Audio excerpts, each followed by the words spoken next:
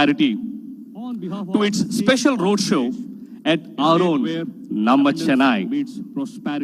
This roadshow is being conducted as a run-up to the prestigious Global Investor Summit 2023, which will be held on 3rd and 4th of March at the most beautiful city of destiny, Visakhapatnam.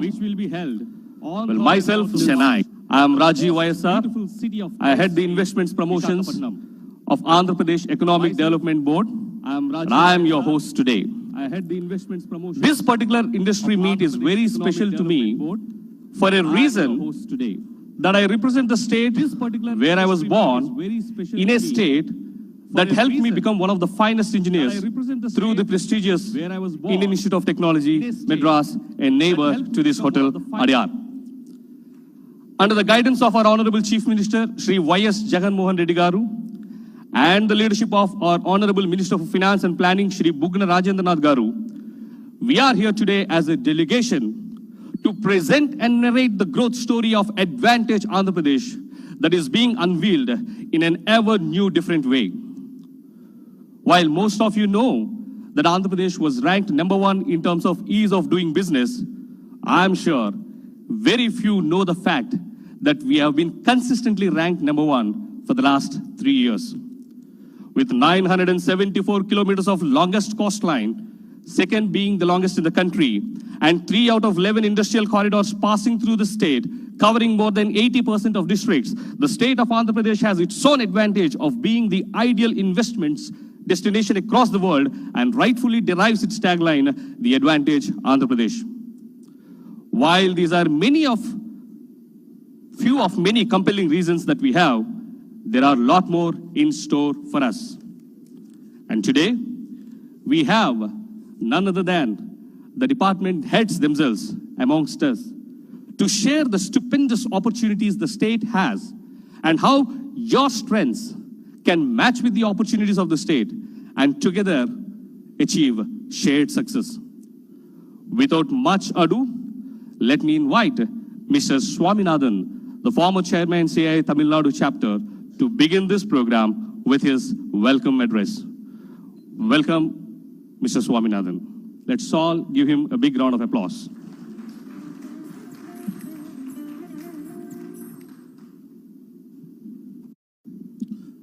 Good morning, ladies and gentlemen.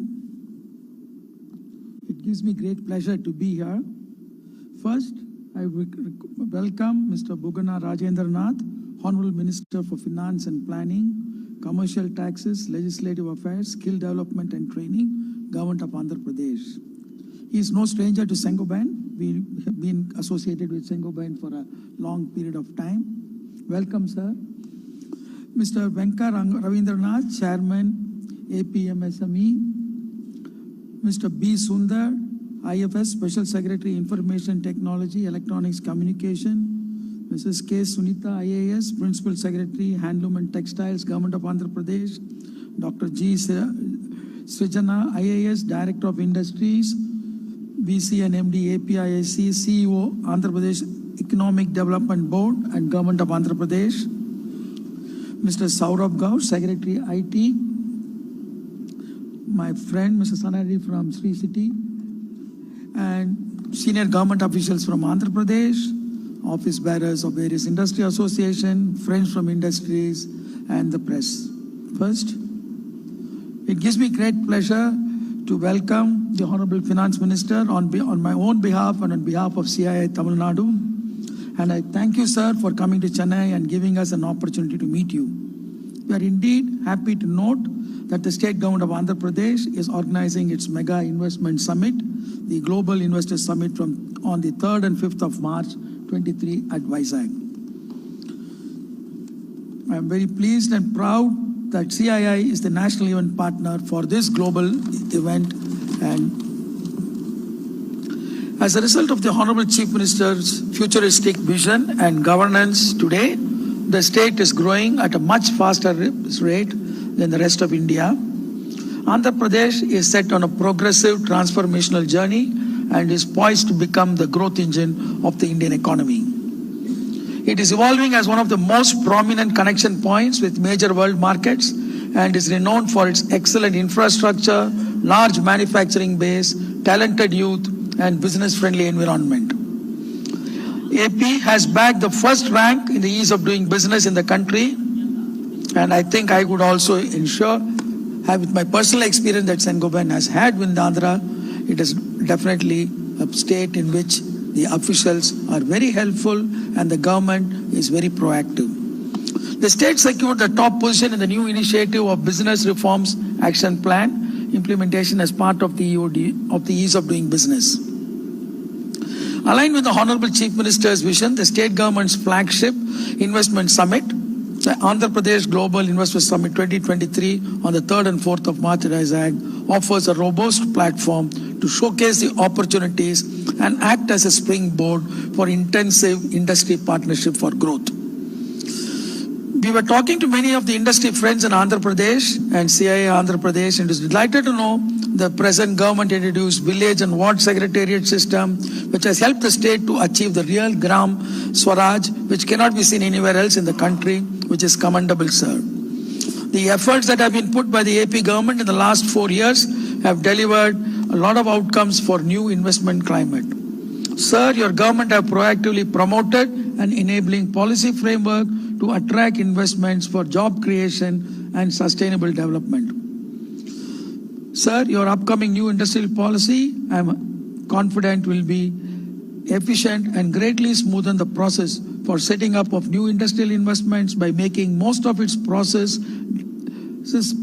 digital and transparent.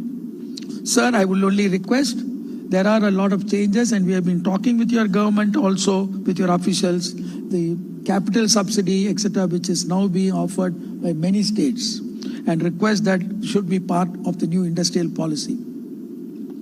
The single window clearance system and grievance redressal mechanism, the Spandana program, has emerged as the best among competitors. The initiatives have focused on MSME promotion and startups and will create a strong impact on growth and employment generation in the state. It will also help in creating an ecosystem to support the growth of startups in the state. There are many more such initiatives that the state government has undertaken with your astute guidance, and the time is too short for me to list the many advantages that the state has to offer. The industry partner for the APGIS 2023 CII would like to invite you all to consider this opportunity.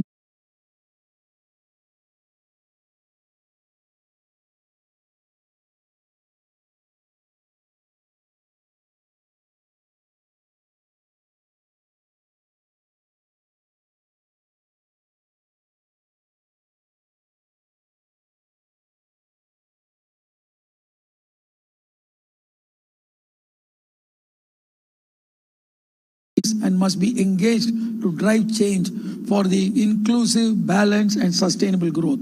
With the proactive partnerships and impactful strategies from Indian enterprises, AP can further accelerate its pace of development. Sir, CII would endeavor to work closely with the state of Andhra Pradesh to bring more investment to the state. We would be delighted to partner the state on policies and strategies that would enable socio-economic growth for the state. We are determined to work in areas of growth, sustainability, international trade promotion, and enabling technology and innovation. Honorable Finance Minister, on behalf of the industries, I would like to thank the state government of Andhra Pradesh for always supporting industries, CII, and other such associations in all their endeavors. And I assure you, sir, from CII, we will continue to foster growth and development by facilitating affirmative action and working towards a balanced, inclusive, and sustainable development in the state. I'd like to once again thank the Honorable Chief Minister for having CII as their partner for this important engagement. It is indeed a privilege to work alongside a visionary leader like him and be part of the Andhra Pradesh growth story. I'm sure with the numerous advantages that the state is offering, my friends from the business community present here will also be keen to partner with your government during the AP Global Investor Summit for a stronger, developed India and a more competitive Indian industry. Thank you.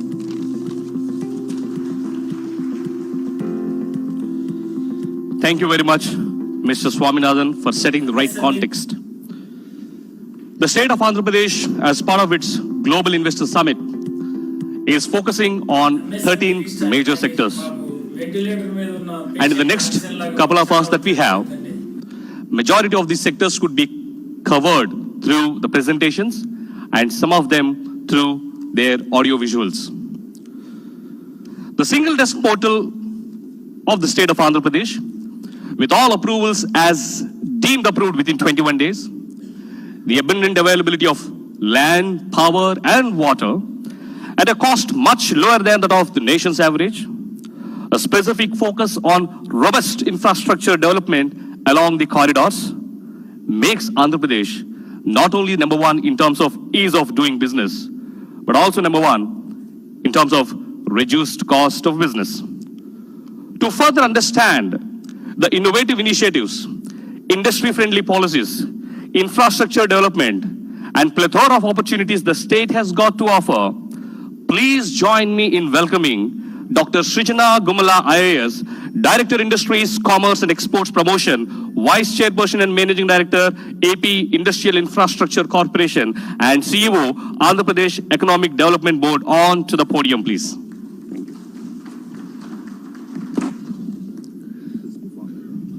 Thank you, Rajiv. A very good morning to everybody. It is my proud privilege to have you over today at our roadshow as part of our Global Investors Summit, which is happening on the 3rd and 4th of March in Visakhapatnam. As the Director of Industries, it is upon me to introduce the industry scenario and the ecosystem available, some of our strengths and many of the opportunities that the state offers to the potential investors and the experience which the already existing investors have with us. Andhra Pradesh has traditionally been a very entrepreneurial state. The people of Andhra Pradesh, the Telugus, have been entrepreneurial all through the history.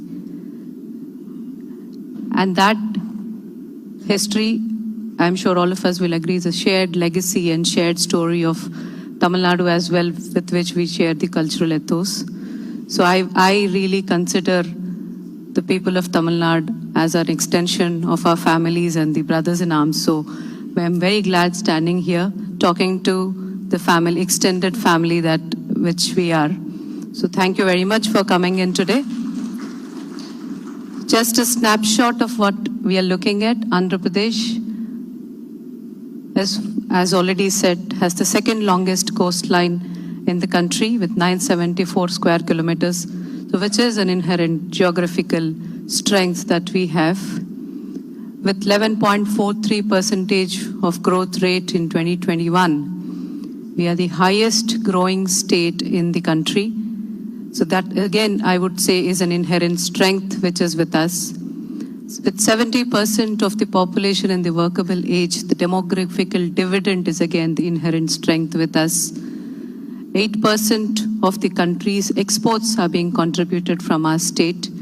All these certain inherent strengths, coupled with the administrative reforms and the ecosystem that we have built in the state, has resulted in the consistent ranking of #1 in the ease of doing business, which is evaluated by Government of India across all the states. The Business Reforms Action Plan, evaluated on Government of India, last couple of years, it is on 100% perception survey of the industries who are working with us. So on that, we have an exemplary 97.8% approval from all the investors who are working, which resulted in the number of ease of doing business. While we are talking about development, we are not far behind in the sustainable development goals. We work for the welfare of the state and take welfare and development equally together, which is why, again, we are ranked #4 in the sustainable development goals in the country, and 5th in the exports. So these are certain facts that we wanted to bring into you to set the context of the state that we are going to talk today. When I'm saying about the ease of doing business or the ecosystem that we have or the infrastructure we have, I'm not talking only about the large and mega industries. I'm equally talking about the MSME ecosystem that we want to build. Most of the learning we would be having shared along with Tamil Nadu. While Tamil Nadu is touted to be the best in the MSME ecosystem, we are not far behind is what I wanted to show through the statistics that I have presented to you. Just for the matter of fact, from 2019 until now, in the last 3 years, around 1.5 lakh MSMEs have started their shop in the state of Andhra Pradesh, with over 13 lakh people getting employed. So I'm talking of industry which is starting from a micro industry to a mega industry. So all have been taken care equally, or if I may say so, MSMEs have been taken more care in our state, while large and mega have been taken really good support. So just I've a little bit of an elaboration on the exports that I was talking, because we both the states are good in exports, and we probably will understand the export language a little bit more conveniently, which is why I've given details of the exports that the state is proud of, which is contributing to a 13% of CAGR in the last 3 years. We are really strong in the marine products, iron, steel, ship and boat, residual chemicals, drug formulation, rice, granite stones and spices. These are the few of the products that we have been exporting in numbers which contributes to the volumes. $19 billion is the volume of the total exports that we do from the state. And I'm really proud to stand here and say, out of the 11 industrial corridors which are crisscrossing the country, 3 of them pass through the state of Andhra Pradesh, which no other state has the reputation of. 3 industrial corridors: the Vizag-Chennai Industrial Corridor, Chennai-Bangalore Industrial Corridor, Hyderabad-Bangalore Industrial Corridor, which is, I might say, changing the infrastructure and logistical landscape of the state, and if I may not exaggerate, turning us into a logistical marvel. So these corridors are, if you see the map, they are going all along the state of the Andhra Pradesh, and with robust infrastructure of land availability, water, power, roads, infrastructure, CETPs, these are going to be our really flag bearers for our further industrial development. So I just wanted to bring this to your notice. And Vizag-Chennai Industrial Corridor, which is under the active development. So why I mention is Vizag is where we're going to do the industrial summit, and Chennai is where I'm talking from. So this is going to be binding us together, if I may say so. The Vizag-Chennai Industrial Corridor is going to be part of our both growth stories. So it's an opportunity I see where we can work together here. The industrial parks, the biggest advantage with Andhra Pradesh is the land that we have at our disposal, readily available for allotment. And if you can please notice, it is not concentrated in certain area, but spread across all the districts. So we want an equitable and equal distribution of development all across the states, and make use of the mineral wealth which is at the disposal of the state, and ensure that the fruits of development reach each corner of the states, which will be a win-win story for both the investor and the people of Andhra Pradesh who would be working with you. Just to set the context, the certain incentives that Mr. Eisenhower also was mentioning, this is a snapshot of the industrial policy and the incentives that we have at hand today. If I may mention that the industrial policy is up for revision, and the new policy is up for activation in a couple of days. So much before the investor summit, we will be announcing an investment policy, industrial policy. Why I have mentioned these here when there is a new policy coming, just for a perspective that whatever you see here is one of the best which is available in the country, and the policy which is coming up is going to be better than this. Which is just to set that perspective and context. I've just mentioned the incentives which are available for the micro, small, medium, large and mega industries in terms of the stamp duty reimbursements, or the power subsidy reimbursement, or the capital subsidy, or in some certain cases a skill subsidy, training subsidy that we would be having, interest subsidy. things like this which are really going to come up in the future, and I'll be very glad to present to you in a couple of days.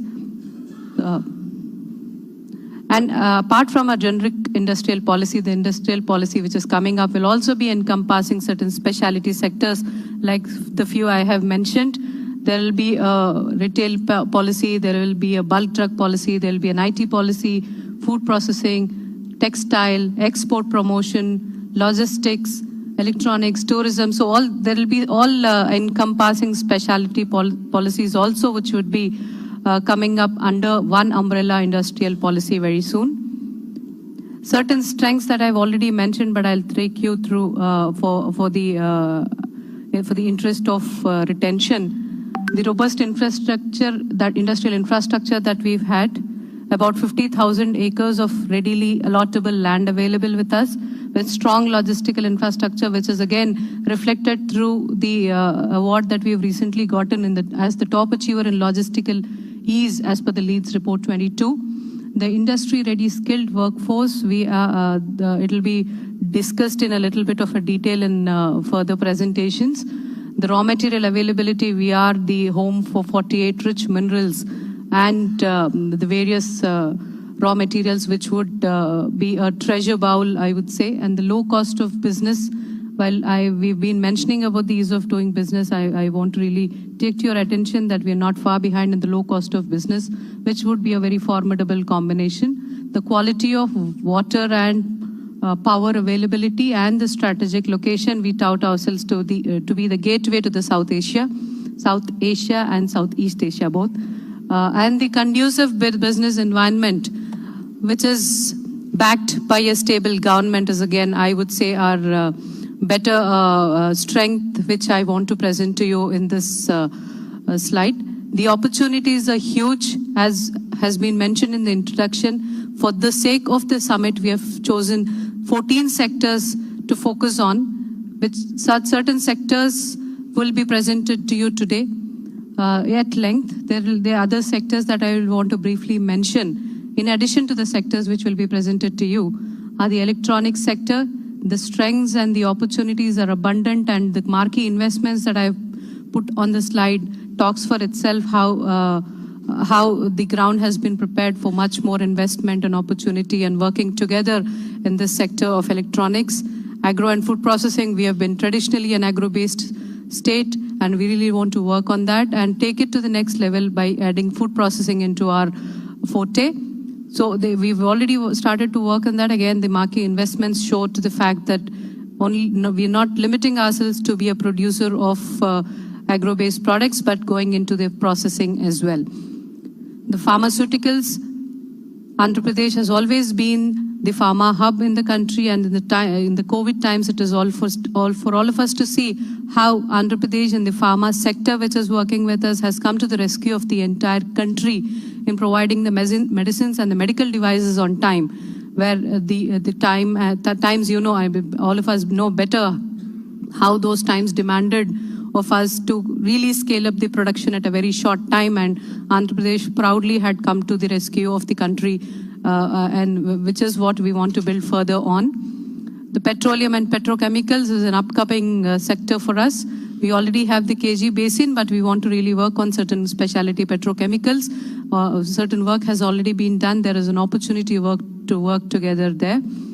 The industrial and logistic infrastructure, I have said in my beginning that we want to tout ourselves and turn ourselves into a logistical marvel and make use of our inherent geographical strengths, which is where we are working with multimodal logistic parks, both from the PPP sector and from the government sector. Few of the already existing logistical infrastructure has been presented to you in the slide.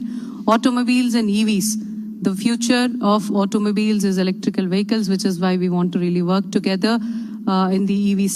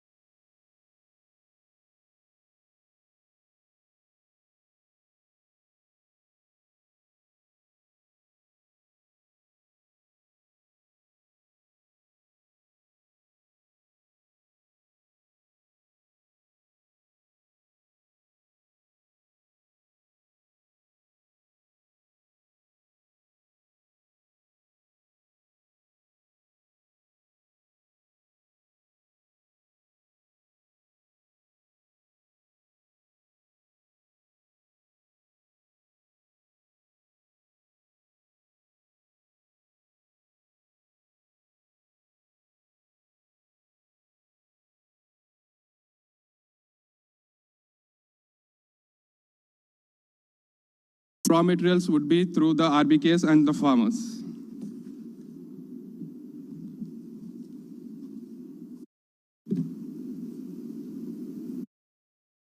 Moving forward, these 26 food processing units will be set up, one in each district. And this will be developed in 2 phases. In phase 1, we are doing around 10 food processing units, which includes 13 millet processing units. And these food processing units are being constructed as per the raw material availability. For example, we have a lot of tomato raw material availability, like in a place like Nandyal. So there we are establishing this tomato food processing unit, and banana in Kadapa, and so on. So moving forward, as Srijana ma'am has rightly mentioned, that the state of Andhra Pradesh, the industrial and the food processing policy is being envisaged with great incentives, and also the customized incentives are again coming forward for the mega and medium industries.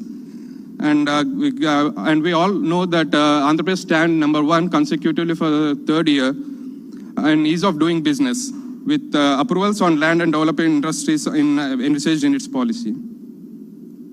And we have around as many as 12 food parks in Andhra Pradesh, and out of which 5 are the mega food parks. And going forward, these are some of the marquee investments in the sector, such as ITC, Mondelez, Parley, Kellogg's, Tata, etc. And through this, I like to conclude my presentation, and I would welcome you all to visit Andhra Pradesh and your investment prospects in our state. Thank you.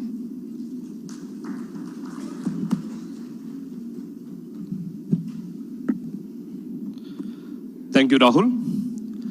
And if at all you're looking to register yourself, you can always do that on www.advantageap.in. Kindly register yourself for different kind of meetings and collaborations with the government of Andhra Pradesh. And you also have a QR code outside for you to download the e-brochure of the Global Investor Summit. To further understand and retain the information shared by Rahul, we will now all watch a small AV on the food processing sector, which gives us a clarity furthermore on the state and its opportunities in the food processing.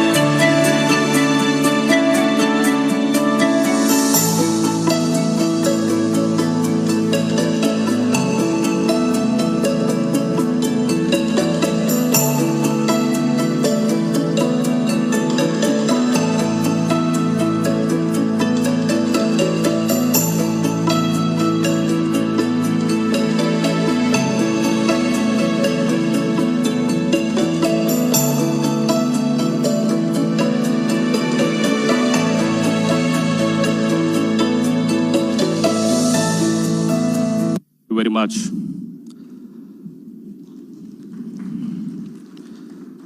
The entire civilization was always around ports. And history has repeatedly proven that trade and commerce activities are immensely active again around ports. It's no wonder that the nations with the busiest ports are among the wealthiest too. Our Honorable Chief Minister, Shri Y.S. Jagannath Reddy Garu, strongly believes in port-led industrial and infrastructure development. Hence, to the existing 6 ports that we have, we already have envisioned and commissioned to add 4 more new ports. To further elaborate on the same, let me welcome Lieutenant Commander Shri Ravindranath Reddy, Deputy CEO, AP Maritime Board, to take us through the journey of the ports and what the state has got to offer us. Let's all welcome him with a big round of applause.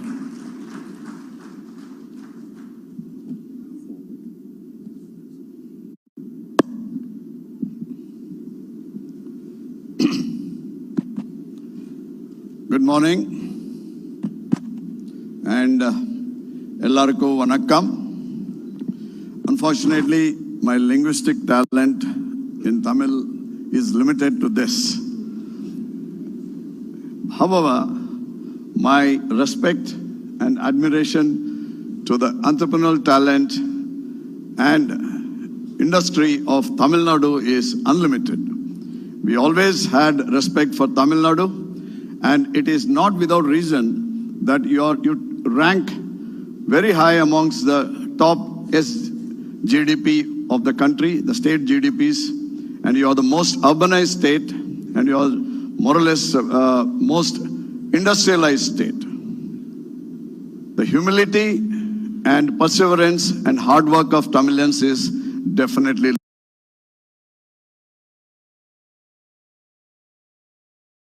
And I would say it is a collection of the letter P. He had said, we got the place for you, that is the land available, it is there. We got the people, skilled manpower is available. We got the power, electricity is abundantly available. And we got pani also, we got a lot of water. And then, as many of my speakers before me and after me would tell you, we got a robust policy also. The framework of policy for industrialization is, you can imagine that we are considerably and consistently being ranked as the #1 in ease of doing business.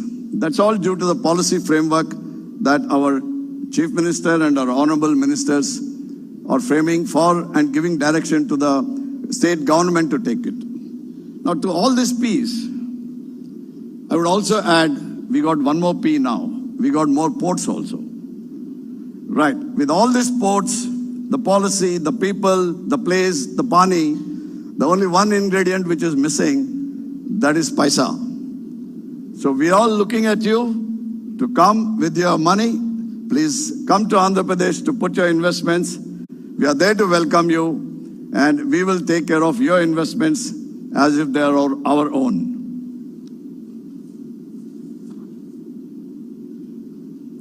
You may have noticed, now coming back to my core domain, the sea. Sea always gives back whatever you give it. You throw a bottle into it, it throws it back right at you.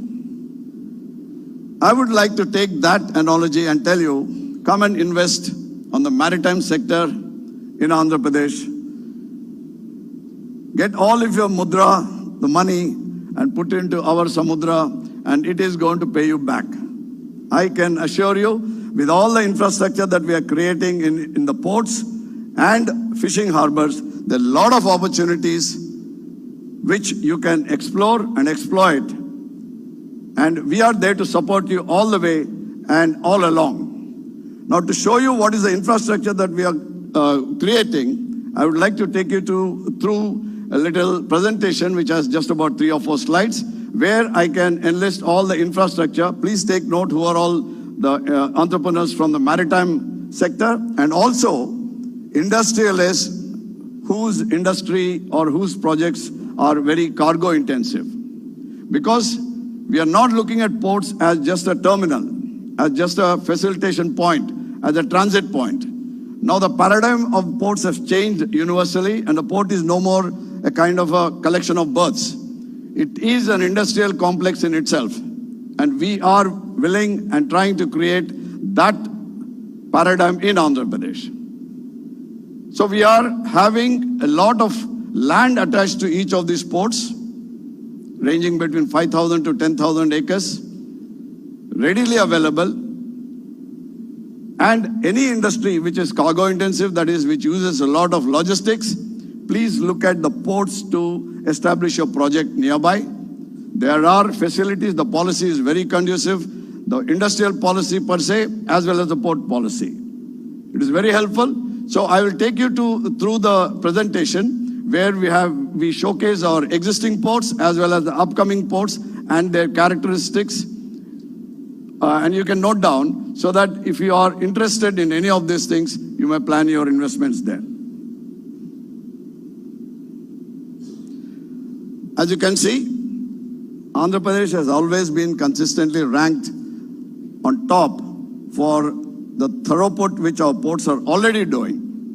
We have one major port in Visakhapatnam, as you all know. Secondly, we have 3 state ports which are technically called minor ports. They are not minor. They are deep draft ports. And one operating at the southern part of Andhra Pradesh, very near to Chennai, that is Krishnapatnam. Second is at Kakinada, deep water port. And the third is Gangavaram, which is right next to Visakhapatnam. These are the existing ports and they're doing very well. Now we are creating 4 more ports, 3 in the public sector, that's the government sector, and 1 in the private sector. These are the new ports which are coming. The first one is Ramayapatnam, which is slightly ahead of Krishnapatnam, north of Krishnapatnam. And next is Machilipatnam, which is quite near to Vijayawada. Then we have Bhavanapadu, which is in the northernmost part of district of Andhra Pradesh, that is Srikakulam. Each of these ports has strategic advantages, geostrategic advantages. And with the changing geopolitical scenario in the world, and we are looking at a lot of liquid cargo going to flow from the eastern part of one of the biggest countries, exporters of liquid cargo and POL, which will give the east coast of India an advantage. Definitely, you're also on the east coast, so you might be thinking, why should we come to Andhra Pradesh? Now let me tell you, Andhra Pradesh is much nearer than Tamil Nadu to the center of India. So you will be covering a lot of distance on land instead of land by sea. And therefore, it can add some advantage for anybody who's thinking of doing business with the main hinterland of India. So we would like to have a look at you to have a look at this, where the Bhavanapadu port and the Kakinada and etc., they're very near to the central and northern hinterland of India. Look at it at that angle. Then there is one SEZ port which is coming up in Kakinada, in addition to the existing port, which is a private entity who is developing this, but he is also developing a deep water port. Now let me add one more thing here. As you can see in that table, the depth available is something which I would like you to make note of. Anybody in the maritime field will understand the basic problem that Indian ports are facing is about depth available. The average depth is about 13 meters in the national average. Whereas, as you can see, the average depth of ports in Andhra Pradesh is nearing 16 to 17. Now, this is a paradigm which is going to help the new paradigm of large vessels, larger and larger vessels which are taking to the seas, and therefore decreasing the cost of logistics. So tomorrow, any industrialist who's having his eye on cutting down costs on logistics, he will have to be nearer a port which has got larger depth and therefore can invite deep draft vessels. We are there with all the draft available and depth available right in front of you. Please make note of it. And like I said, each of them has certain parcel of lands attached to it as a core port area as well as port proximal area. So we are looking at port-led industrialization, as speakers before me have told you, that port-led industrialization is a core thrust area for our government. As you can see, the way we had invested in the infrastructure, no other state in this country is even building a port right now. We are building 3 of them. That's a bold decision our dynamic chief minister has taken, and we intend to follow through, all of us here. Right. Now I've given you the infrastructure we are creating about the ports, and I'd just like to take you through, most of you know already what a port ensues, and I'll just tell you what all the industries that can benefit from this. As you can see, a lot of industries which are core shipping industries like shipbuilding, ship repair, etc., ship logistics. We are looking at a lot of logistics parks, multimodal logistic parks to support our ports. So there is a scope for large logistic companies to set up shop in Andhra Pradesh. Then we have green energy, of course, as we are talking about in other sectors also. We are looking for developing a lot of green energy on the marine sector too. Marine sector has a specific advantage in the green energy production area. As you may know, offshore wind energy is one of them, tidal energy is one of them, and what have you. Any of these ideas, green hydrogen is definitely there. We are looking at it along with our energy department.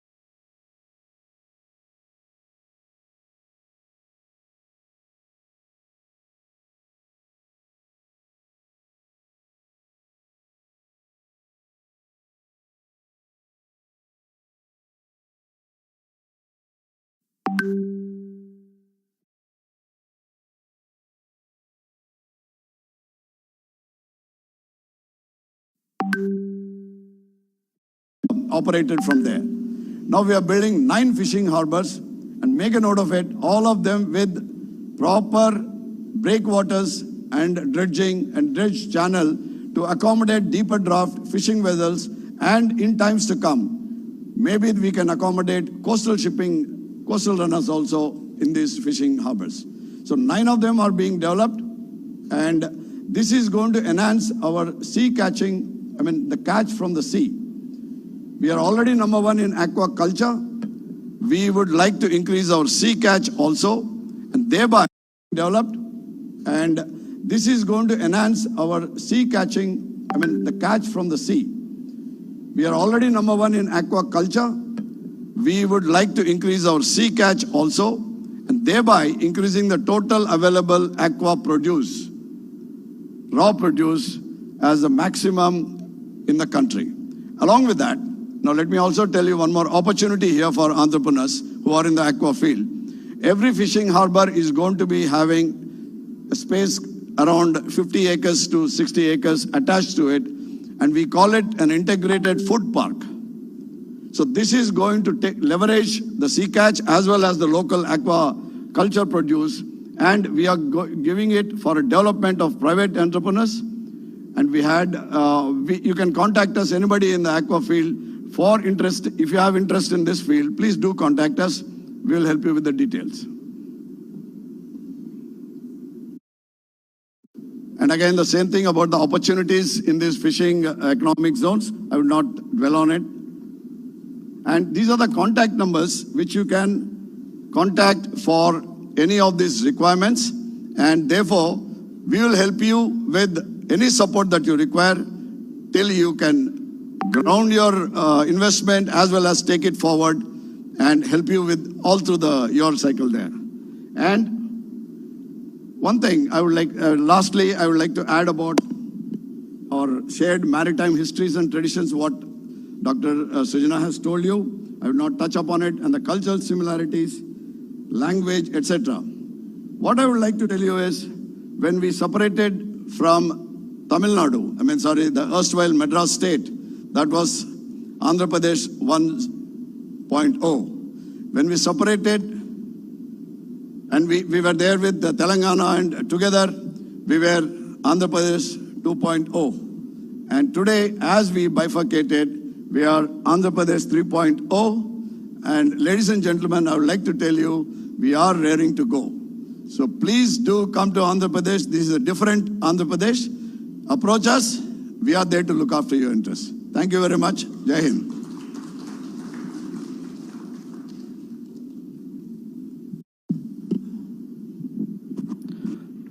Thank you very much, sir. No wonder the state has bagged the Outstanding Contributor Award in Port-led Infrastructure Projects ET22. To further witness the developmental activities that are happening at a lightning speed and overall port-led economic development, let's all watch an AV on the ports.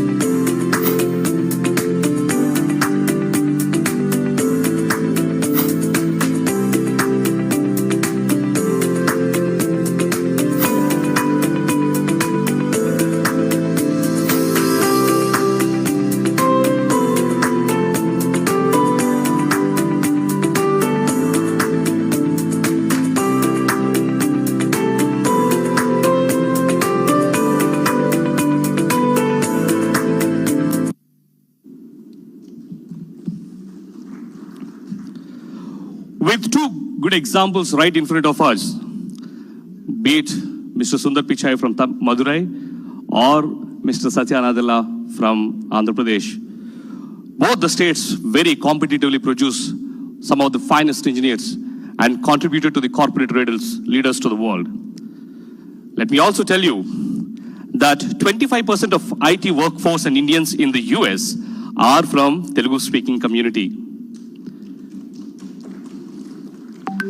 Apart from such talented workforce, the state also has a well-integrated electronics manufacturing clusters with complete value chain rightly integrated. With 3.5 million phones produced every month, that translates to 1 mobile phone per second, contributing to 10% of national electronics production and 5% to the nation's electronics exports. The state of Andhra Pradesh is the best investment hub for IT and electronics. Electronics and IT sector continues to transform lives, businesses, and economies across the globe and continues to be the focus sector of the government too. To know more about the state's approach through these electronic manufacturing clusters and its ambition to be the state of destination and hub for IT and electronics, let's hear it from the man himself, Shri Saurabh Gaur, IAS, Secretary, IT, Electronics and Communication, Skill Development and Training Department, for his insights on the opportunities in the state of Andhra Pradesh in the electronics and IT sector. Welcome, sir. Thank you so much, Rajiv. Honorable Minister, my colleagues from the government and industry champions, it is a matter of proud privilege for me to be presenting the most valuable sector, that is electronics and IT sector, and the opportunities that you will find in engaging with the sector in the state of Andhra Pradesh. So while my colleague Rajiv has given a great introduction, and the earlier speaker, Ravindranath Garu, he spoke about paisa and money and 5 Ps. I believe he meant value. And value is what, apart from the money and the investment that has to come, I believe we would want to invite you to the most valuable sector today. Look at the companies around you, and you'll find that the biggest companies today are the companies that are in tech. And that is where I think Andhra Pradesh also has a great play. If the country has to become a $5 trillion economy, if the country's digital economy has to become $1 trillion, we in Andhra Pradesh strongly believe that 10% of that digital economy will be from the state of Andhra Pradesh. And we have very good reason.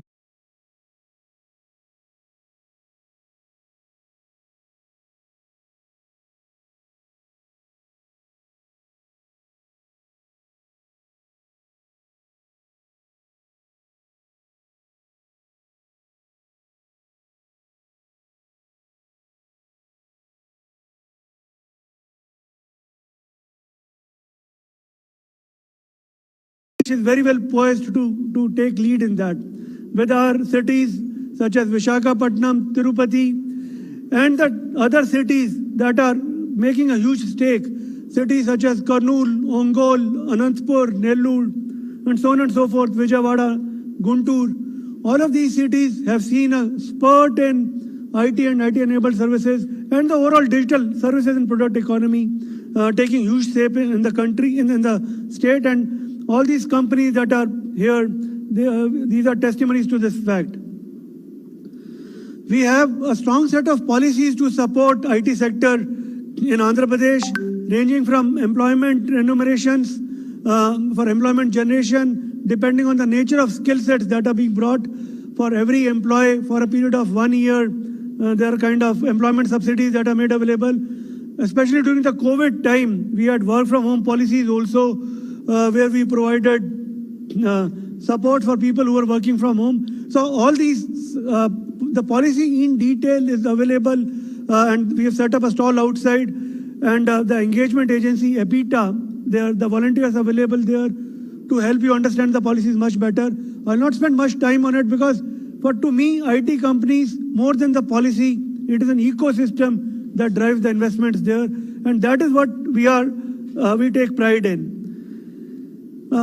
Apart from the fact that there's a huge amount of land bank also that is available, and let me directly take you to the land bank, the IT parks that are there. So apart from the existing Seven Hills ecosystem in Visakhapatnam, where we have the Millennium Park, we have the Seven Hills that are dedicated for IT space, we have a lot of data center activity also happening there. The fact that there's going to be an undersea cable termination in near time in Visakhapatnam, and lot of innovation activities happening there. So to build upon that, in the Greenfield airport that we are going to have in Bhogapuram, we have identified land and earmarked it for IT park.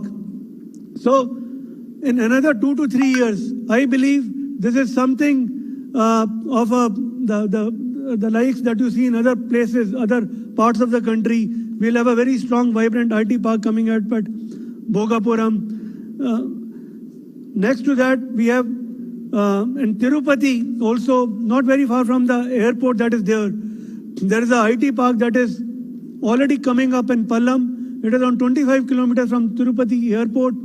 And it is here again, we already have a lot of investor interest coming up. The fact remains that today in Visakhapatnam, we are short of IT, ready to occupy IT infrastructure. So we have lots of inquiries coming up.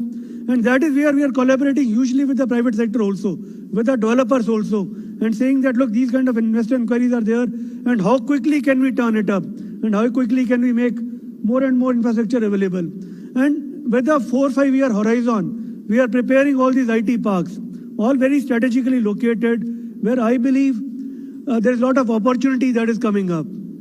So Palam in Tirupati is the next one. We actually have videos in all of that, and we are in the process of setting up digital twins also, so that you can have an immersive experience in terms of how these parks are going to be like, the rendered images, and also the existing development that is happening, so that one can, sitting wherever one is, understand how the park development is happening. There is another park within the Tirupati Thoduga township where actually mixed-use development is happening. So residential facilities are coming up, and we have earmarked 25 acres of land for a mini IT park with a structure that is going to come out, a marquee structure that will come out there. Then on the Andhra Pradesh-Karnataka border, not very far from Bengaluru airport also, an hour and a half drive, in Teklodu, we have an IT park which has been proposed, for which land also has been acquired. So it is looking at IT and niche IT products. For example, if a lot of semiconductor design companies that are there, they would want to come and set up space there. Similarly, in the drone and robotic process, the human-computer interface ecosystem also, we look at this as our park to propagate this kind of ecosystem. There's another IT park not very far from Teklodu. It is in Kapalbanda, where again we are proposing IT development activities. And we are happy to engage with you, understand your specific needs, while we provide the general infrastructure in terms of power connectivity, in terms of water availability, excellent connectivity. These are all adjacent to national highways, so that connectivity is not an issue. But also other needs, the hygiene requirements that are there for an IT park to flourish. We would be happy to bring all of that together for you. And we have videos on all of them. While there'll be a sector video at the end of this, but we have videos on all of them available, and during the lunch time and otherwise we'll be playing those videos also, so you get a hang of what is it that we are talking about. Now the electronic sector, my friend talked about Andhra Pradesh producing 1 mobile phone every second. To me, it's not much actually. We are looking at today in the country, there are almost, to my understanding, we make around 220 million to 230 million mobile phones every year. By 2027, we will be making 1 billion mobile phones every year in the country. In Andhra Pradesh alone, we want to be making 250 mobile phones every year. So mobile phone is a huge growth segment for us, and we have the ecosystem to back it up. In electronics manufacturing clusters, of the 20 electronic manufacturing clusters that were sanctioned by Government of India, 4 were sanctioned to Andhra Pradesh. So we have 4 very good electronic manufacturing clusters, established clusters that have come up, where 50-50 partnership between center and state is there. And that is something that rivals, if not betters, I not say betters, the ecosystem that you have in Shri Paramdur, or the ecosystem that's there in Hosur, or so on and so forth. So electronic sector in Andhra Pradesh, this is a glimpse of that. So, but I'll go to each of the clusters. But before that, let me talk about the fiscal incentives. In electronics, we have clear-cut capital incentives that are available. So ranging from 20% capex incentives with certain limitations also. But strong capital incentives and very well neatly laid out capital incentives also. So it doesn't take any time in processing them. Apart from that, land is available, developed by Andhra Pradesh Industrial Infrastructure Corporation. Land subsidies in terms of stamp duties waiver are available. And apart from that, power is available at a very discounted rate. So we have 2 zones. Zone A is Tirupati and the associated ecosystem. Zone B is the newest electronic manufacturing cluster. In Zone B in Tirupati, in Kadapa, Koparthi, that is where, if you had followed, Not very far from there, we had the steel plant inauguration also. Then we will soon have the biggest CCTV manufacturing factory in the entire country also. Almost 5 million CCTVs per year being manufactured there. That is coming up there. So here we provide power at 4.5 rupees per unit. We also provide here capital subsidies which are slightly of a higher magnitude. The land is also available here only presently at 12 lakh rupees per acre. The ready-built factory sheds are available here at ranging from 10 rupees to 15 rupees per SFT per month. So it is a really attractive package that is made available here. On top of that, there is production-linked incentive scheme also, which is made available in the YSR EMC in Kadapa, Koparthi. And this is also 5 kilometers from the Kadapa airport, which is a greenfield airport under Udan, but which is only going to go bigger and better because we have the electronics cluster, we have the pharma cluster, textile cluster, steel factories, and lots of other associated developments coming up there. So this is the PLI that is offered at YSR EMC, the electronic manufacturing cluster, where at 100% of the fixed capital investment spread over 10 years, we start giving you production and incentives ranging from 5% every year on the production value going up to 1%. So whichever companies are getting Government of India PLI, they are automatically eligible here. Companies that are not getting Government of India PLI scheme also, whether you are engaged in air conditioners or CCTVs or smart meters or components or any other electronic and telecom device. And we have a fairly liberal definition of that. We are happy to bring you to Andhra Pradesh, to Koparthi and offer you production and incentive scheme also. So these are the clusters. This is EMC Tirupati 1. This is where we have Dixon, we have Munhoth, which has set up the first battery manufacturing plant in the country. And it's not battery assembly, it is from cell upwards that even cell manufacturing also is happening there. So almost 2 gigawatt energy battery manufacturing unit has been set up there in Tirupati. And then we have now Neolink also manufacturing the mobile and the customer premises equipment devices for Reliance and also for a couple of other players also. We have HKC, Resolute and so on and so forth. And we look at some of the other players also coming here. This is the EMC Tirupati 2, which is where we have the Chinese majors like Wingtech, TCL, TT. The biggest display plant in the country is in Tirupati. For the television screens display, the mobile display, and soon we will have further value addition, pure cell manufacturing also happening here. So we have Wingtech, TCL, and we are looking at Napino and VVD, and these are the other investor interests we are looking at. Dixon has a very big go here, and then the camera module company, not to forget, Sunny Opotech, which manufactures camera modules for almost all mobile manufacturing companies. So as you see, the value system is going deeper into that. From the mobile phone assembly and the television assembly, now we have the mechanics, we have the optical modules, we have the printed circuit board assembly, we have the display, and so on and so forth. Soon we'll have capacitors, resistors, active and passive devices also coming to Andhra Pradesh. And we already have a few actually. Then this is the Kadapa cluster that I talked about, where the biggest CCTV manufacturing company is already, it should be inaugurated soon, which is again AIL Dixon. And then we have companies coming up in IoT space here, also in optical fibers and in smart TVs and television manufacturing. So I think this is our cluster for consumer electronics and so on and so forth. And then the Sri City EMC, I'll not talk about it. The champion himself is here, Mr. Ravi Sana Reddy, who has set up a fabulous ecosystem, and electronics manufacturing cluster is only a part of it.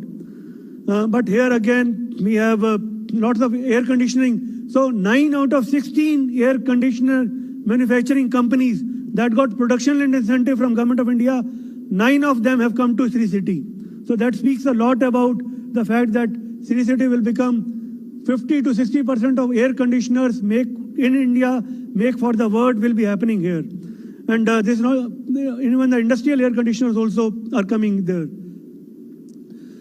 Then there is a great opportunity coming up in Kosalanagaram, which is 40 kilometers from Chennai, where we are sitting today from the airport, right on the border in Tirupati district or Chittoor district, from what I understand. Where again, beautiful, it is, one has to see it to believe it, located in very beautiful climbs with a lake, a hill, and connectivity to the national highway. I think that's another place that has a huge future ahead. We have APITA, Andhra Pradesh Electronics and IT Agency, as our nodal agency. APITA has set up a stall outside. We have the draft MOUs also available with us, and also the fact that if you have to do a registration on the portal, I'll be available outside after the meeting, and we'll be happy to take investor queries there.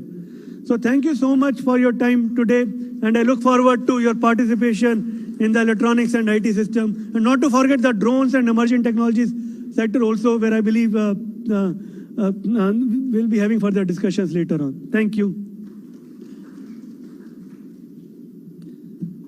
Thank you very much, sir, for such energetic and passionate presentation on IT and electronics. The state, apart from being #1 in horticulture, it is also among the largest producer of cotton, second largest producer of raw silk, and stands fourth in jute production in India. The state is right now focusing on further enhancing the ginning, spinning, and processing units. With raw materials easily accessible and processing units being the focus of the government, the state is going to be the best ideal location for investments in textiles and apparels. To further understand the opportunities and the ecosystem in detail, join me in welcoming Srimati K. Sunita IAS Garu, Principal Secretary, Handlooms and Textiles, for her presentation on this particular sector. Welcome, ma'am.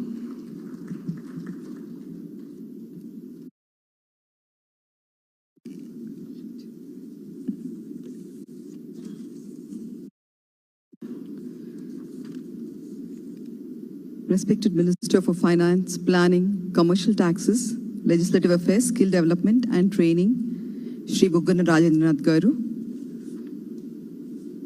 Secretary IT, Saurabh Gaur. Srijna Gumala, Director Industries. Past Chairman CI, Mr. Ethan Hover. Ravi Sannareddy, MP Sri City. Vanka Ravindranath Garu, Chairman MSME Development Corporation, and all the distinguished guests today. Good morning.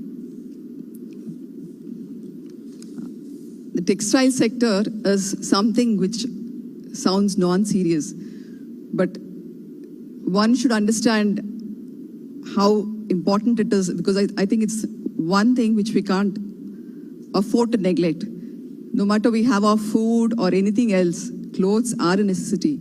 And that's what defines a person, whether it's a South Indian, North Indian, American. The way one dresses always reflects the traditions or the culture of the person and the mood of the person, or what the person is trying to project himself to be. A serious executive or a teenager with his own casual style, or a pretty model. The person defines himself through his clothes, and that's why textiles is very important. And textiles is important both for Tamil Nadu and Andhra, because I think we not only have the textiles in terms of today's modern factories and other things, but we always had our privileged handlooms, whether it's a Kanjivaram of Tamil Nadu or the Uppada or Venkatgiri or Dharmavaram of AP. In North India, they're very famous and they're really appreciated well. Textiles approximately cover about 2% of India's GDP. We are 18.2% of the manufacturing sector, and the share in exports is around 11.4%. India holds 4% of the global trade in textiles, and textiles is the second largest employer after agriculture, providing direct employment to about 45 million people and 100 million people in the allied industries. The Indian exports to textiles are expected to reach $100 billion in the next 5 years, growing at a CAGR of 11%. Unlike other industries where normally around 12 jobs is generated per industry, the textile sector generates around 30 jobs. And in the garmenting section alone, they generate around 70 jobs or more than that. And another important part of this textile sector, as all of you all know, is that this is the area where most of the women, more than 70% are women. this is a sector which really cherishes women, and it is very important for us. In the textile ecosystem in Andhra, we have ready-made and technical textiles in Visakhapatnam, Anakapalli, weaving, processing and made-ups in Prakasham and Bapatla, ready-made garments in Anantapur, Kadapa, Kurnool, weaving, processing and ready-made garments in Chittoor and Nellore. We have around 10 textile parks. 6 of them are owned by the government and 4 of them are owned by the private sector.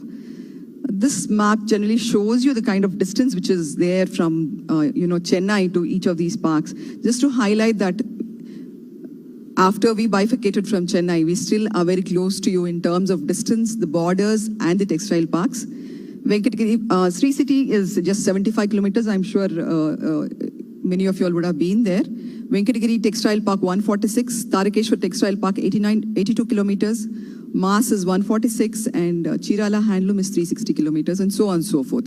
So we have a lot of textile park areas available, and India is the 6th largest producer AP is the 6th largest producer of cotton.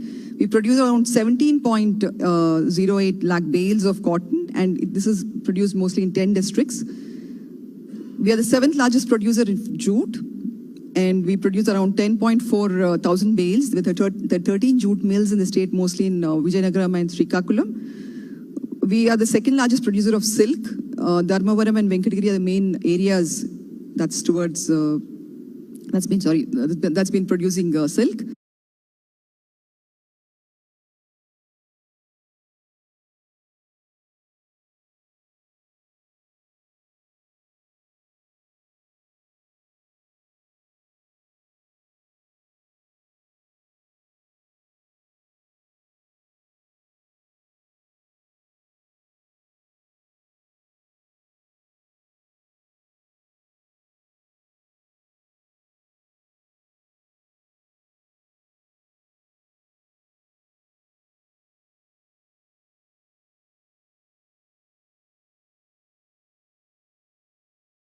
Advantage, but in terms of the business, I think it is an advantage to look for cost of the production, and then this becomes a part of that calculation.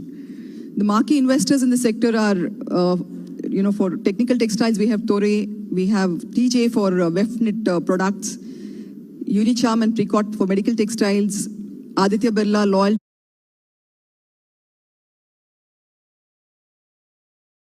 Textiles for integrated textiles, and Brandic Shahi Texport, Volta for apparel.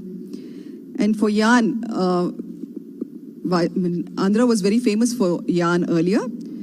Kallam, Idulpadu, Vasanta, Jyotirmai, Amravati, Indu Textiles, Swarnalata, Super Spinning Mills are all present. These are the marquee investors in our state. And just to give you a glimpse of what we have in the handlooms heritage, most of you all would remember that when the East India Company came down to India, they had also set up a lot of units near Machilipatnam, where we used to make this sari which could be fit into a small matchbox. And today also, though all the travails of modern industry, colonization, and the youth moving away from the traditional attire is still there, but still we have retained about 35 varieties of handloom products. Many of you all would be hearing about these things, like we have the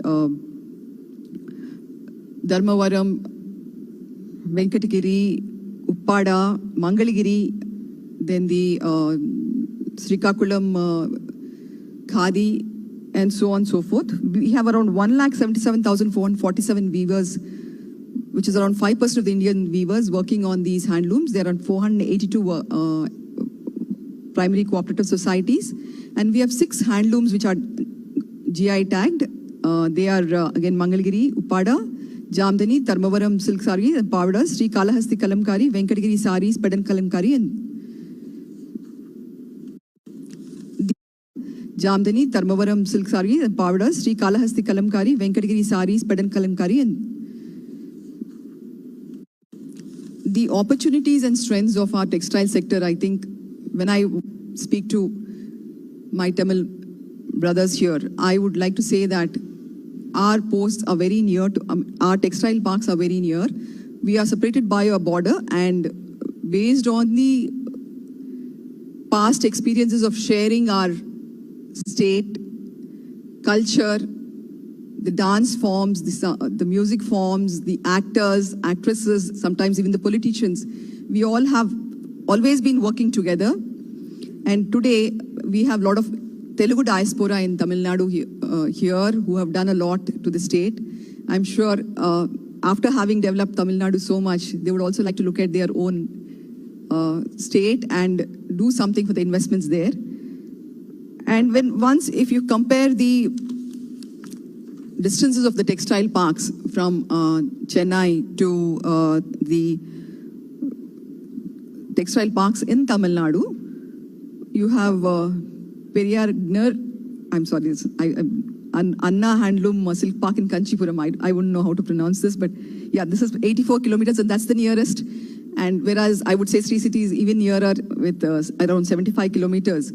The next one is again Seema Textile Processing Center in Kadalur, which is 189 kilometers.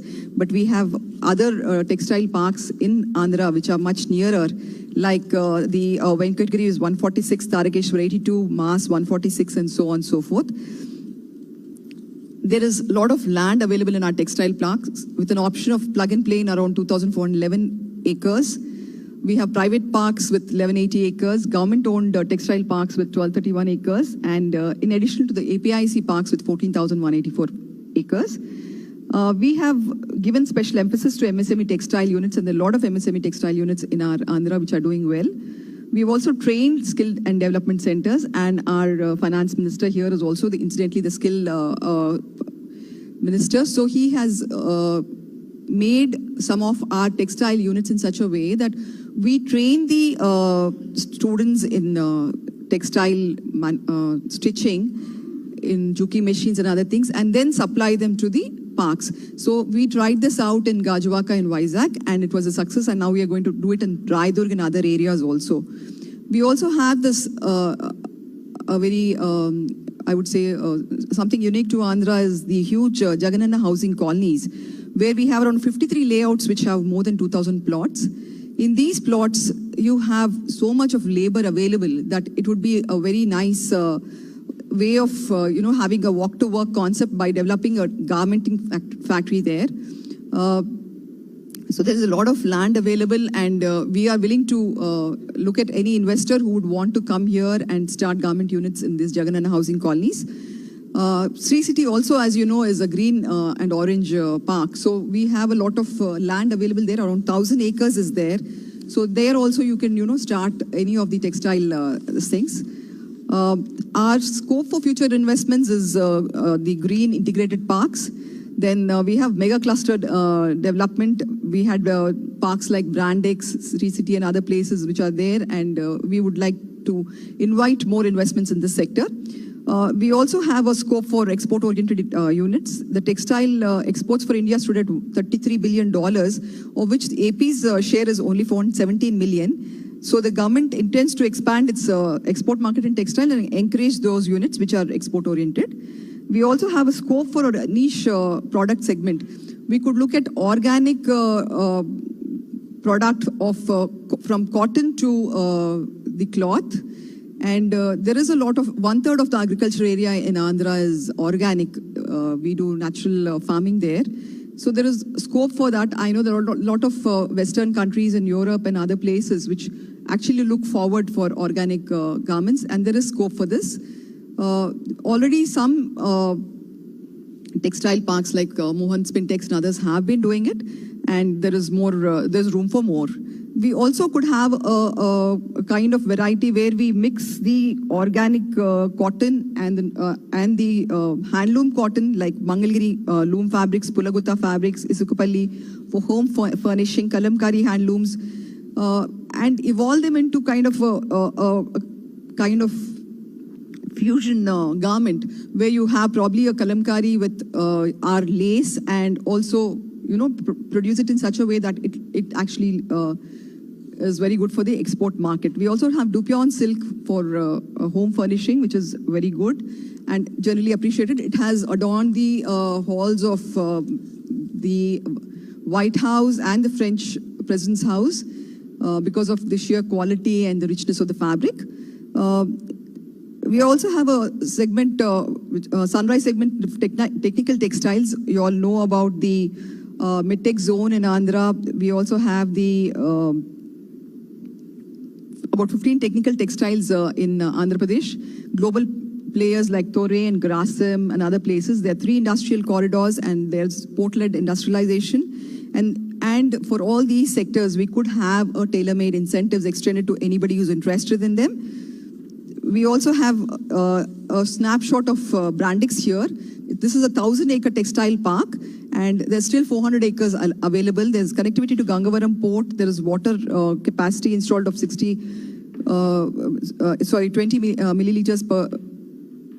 million liters per day. And we have an ETP there with an installed capacity of 22 million liters per day and power with 200 megawatt capacity connected to the national grid. This is done with the Sri Lankan collaboration. It's a very beautiful park, very green, very well laid out. And for those who are interested in textile sector, I would say this is a must-see stop. And the next one is Mass Fabric Park Chillakur. This is in Nellore, and this is the total area is 740 acres, of which we have SEZ area of 581 acres and DTA area of 159 acres. There's a water supply of 35 MLD, and there is a direct access road to Krishnapatnam port, with just 18 kilometers far from there. And there's a CETP of 28.5 MLD discharge. The testimony for speedy execution is Torre for us. This is a 1,000 crore investment in Sri City. The site area is 110 acres, and they provide around 530 employment people, both direct and indirect employment. And they've started their submission of draft DPR on 2017 and went into commercial production in February 2020 through various landmarks which have been projected there. And with this testimony, I would like to again request our Tamilian friends here and the Telugu diaspora who's here to relook at the textile sector in Andhra. We have been very proud of our lineage of handlooms, either whether in Tamil Nadu or Andhra. Textiles also have done very well in Tamil Nadu, Tirupur and other places. I'm sure they would want to do further investments, and probably they can look at over the border to Andhra for their subsequent investments, because places like Sri City or the other places in Andhra are you can travel faster to the Chennai port or to Chennai rather than starting from your own textile units, which are quite far away. And the Tamilians have a very enterprising spirit. And I remember when we were small, anywhere we went abroad, we would either see a Gujarati or a Tamilian. So I'm sure you would want to keep up that enterprising nature and move on and help your sibling state, Andhra. Thank you. Thank you very much, ma'am. That was indeed a very warm call to the investors and entrepreneurs here. Now, can we have the AV on the textiles, which gives us a complete overview of the sector to the investors here? Andhra Pradesh, building a supportive textile empire for the country. People are not just attracted to Andhra Pradesh's rich cultural heritage. The state also holds great significance in households across the country because of its exquisite kalamkari work, lavish hand-woven dharmavaram saris, and fine Mangalagiri cotton weaves. This makes Andhra Pradesh occupy a prime place in India's cultural ensemble, as the state is supported by the distinctive traditional weavers of nearly every village in the district. With the integration of 10 textile parks, which includes 1 handloom park, and Andhra Pradesh's quality of producing some of the country's finest textile raw materials, the state is in a unique position to support the textile industry of the country. When industry representatives are speaking high about the state, that is the most important part. And for the past 3 years, this has been happening. God's grace, have a feel of the state. Manufacturing hub in the country. Park to provide a supply of manpower to garment units. Andhra Pradesh rules as India's top cotton producer. Resource availability combined with a well-developed ecosystem makes Andhra Pradesh appealing to the textile industry and provides enormous opportunities for entrepreneurs investing in value-added segments throughout the textile value chain. In the future, in the vicinity of Jagananna housing colony power and encourage women to participate in textile units producing home textiles, yarn, technical textiles, medical textiles, garmenting and apparel, which creates a value chain making AP a suitable ecosystem for textiles. A mega textile park in an area of 1,000 plus acres is proposed, which further gives investors a lucrative opportunity to build a textile empire.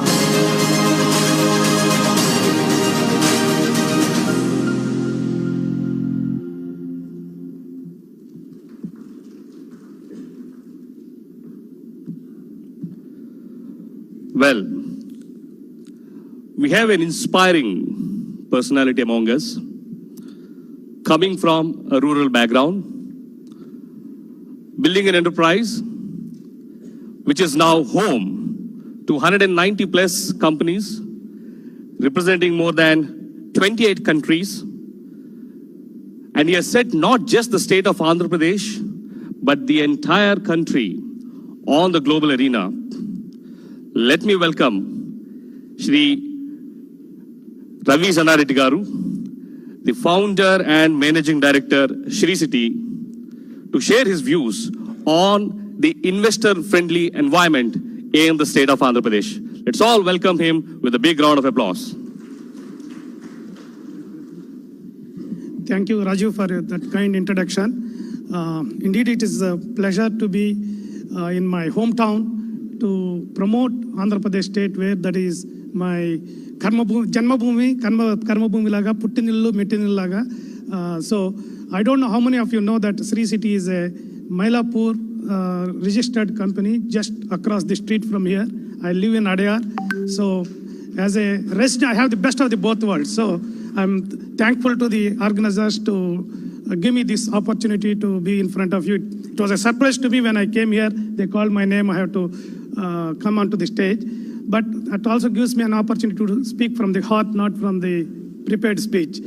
First, I think people talked about the state's togetherness and all those things, but I have a lot of common things here to share. So first, Honorable Minister Garu, who's on the stage, Bugana Garu, who's a well-wisher of the industry from the beginning. So that is why, sir, I tell you, in the context of this, if we say Brahma, Vishnu, you are like Vishnu for industry. Well, we are missing the industry minister, who may be equivalent to Brahma, but is represented by all his forces here, all the thing.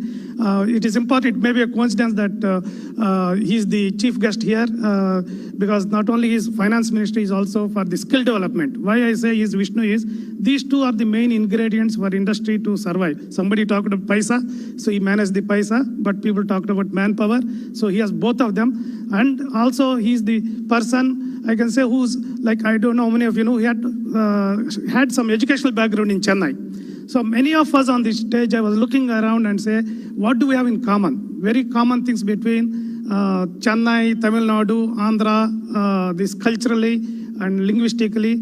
And so I thought I will take the role of trying to see how, what is the best for industry in this context. So several of the people already talked about our chairman Swaminathan Garu also. We both have something in common. We live in Chennai and we have industries or whatever. He has industry, I have the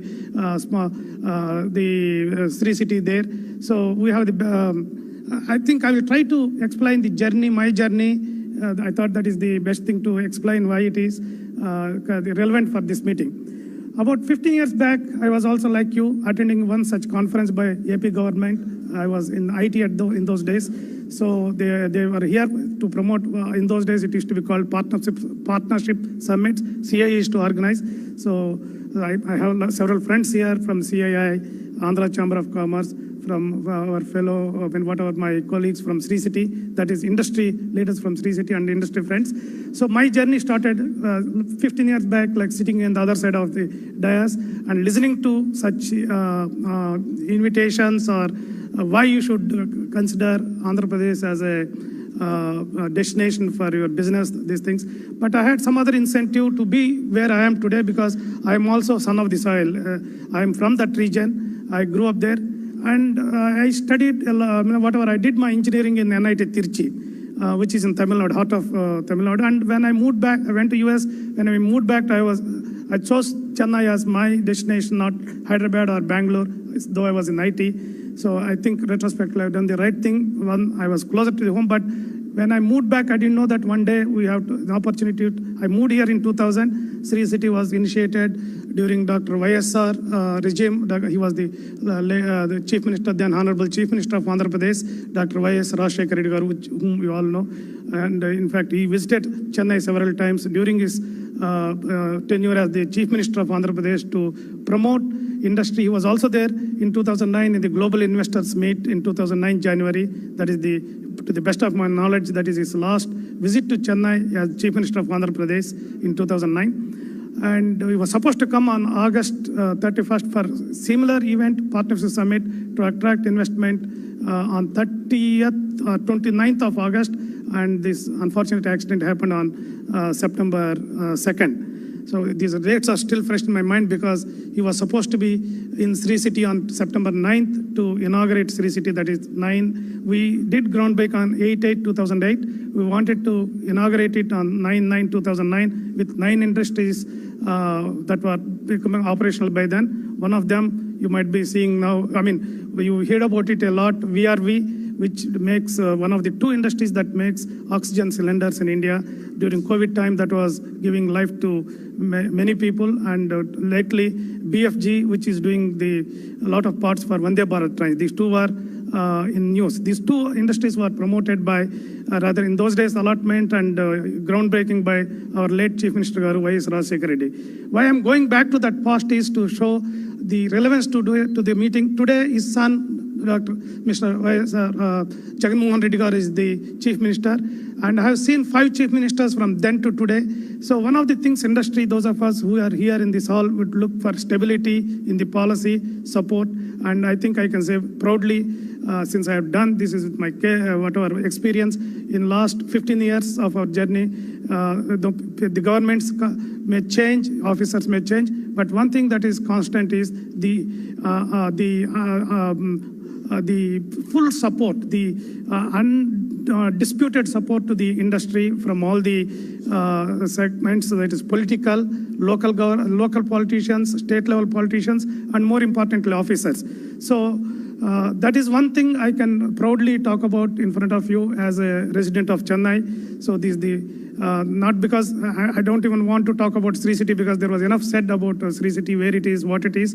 And I also want to remind to the audience that, since they talked about how we were together, then divided linguistically or politically, but I'm telling time has come to unite it back as an industry people. That's what I'm telling people on the stage, people, some of you, we are here together.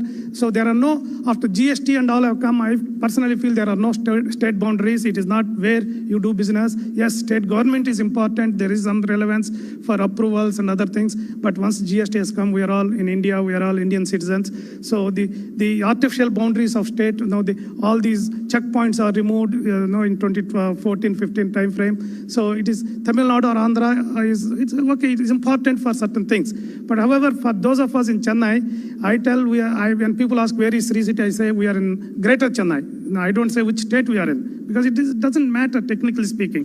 Because when we have all these single window clearance systems and everything online, technically you don't have to go to see the government offices that often. So it is a positive thing that happened in this country. That is how our ease of doing business as a country has improved, and also as a state we are proud that Andhra Pradesh is #1 for 3 years.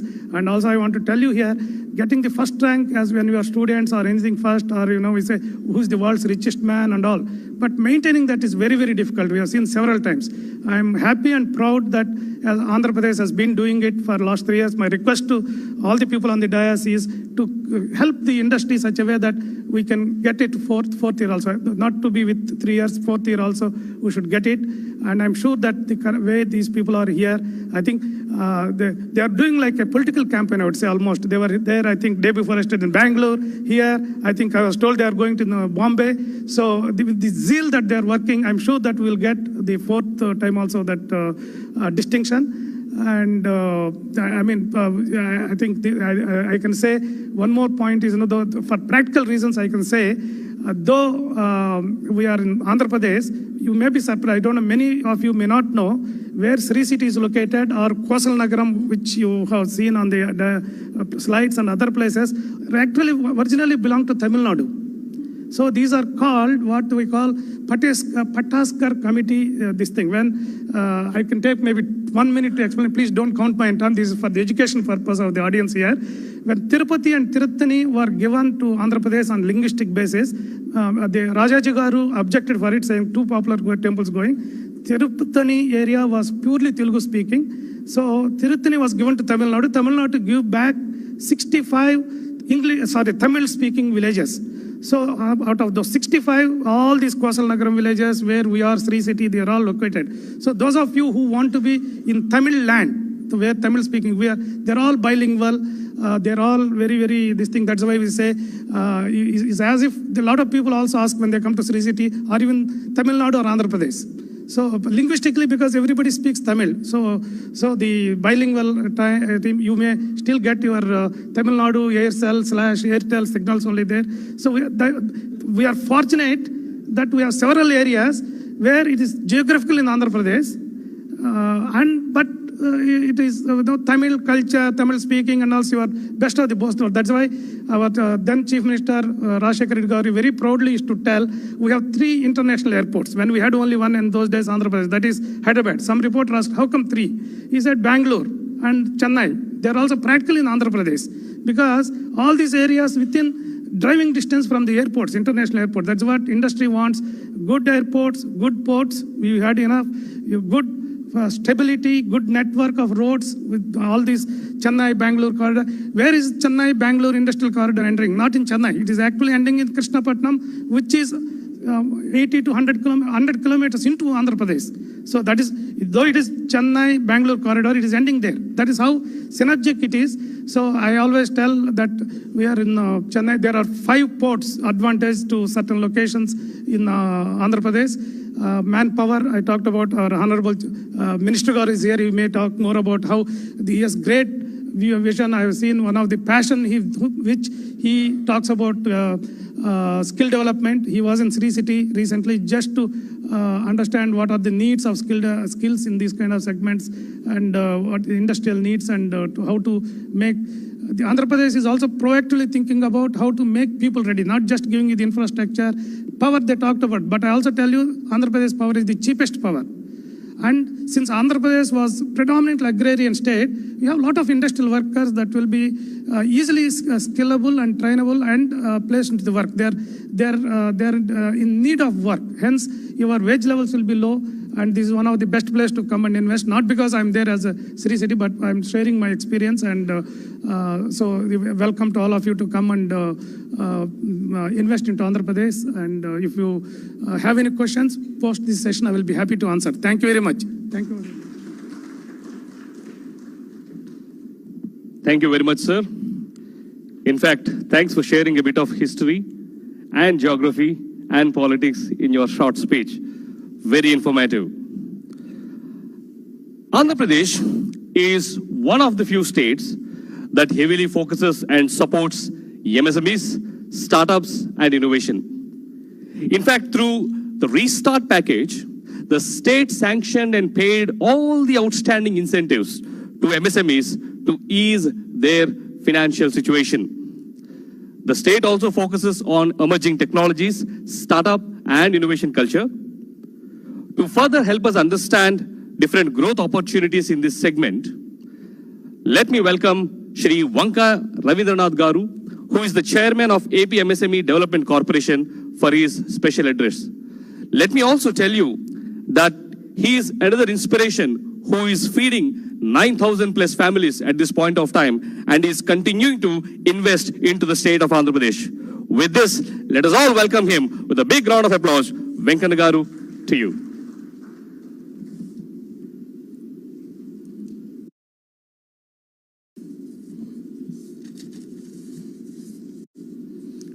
Namaste.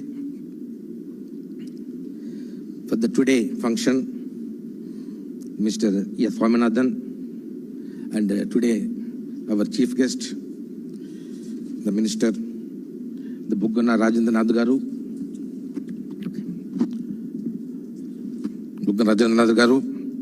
and our state young and dynamic IAS officers, and my colleague, the chairmen and other entrepreneurs. Today I'm very happy to came here to see all of you. But I'm little bit nervous. Before me, everybody talking big projects, ports, textiles, and engineering and everything. But the small scales, came from MSME sector. But MSME sector, Tamil Nadu is very best. In your government, you are proven all facilities, all infrastructure. You are enjoying a lot of benefits from the central government, everything. So now, after this government, our Chief Minister, Jagananna Garu, very much focused on the MSMEs. Why MSMEs? He always very much stressing MSME is the backbone of the big corporate. You know, everywhere, because I am wearing the coat. The button coming from the MSME, the sewing thread coming from the MSME, a collar that is coming from MSME, the cloth is coming from MSME. So like this, all together they join one corporate company. They make big coat, Raymond's and Exam and H&M. They are doing. So this, once we create a lot of MSMEs, automatically corporate will come, generation will come. Yeah, that is my Chief Minister idea. Now, in India, Andhra Pradesh having very good number of MSMEs.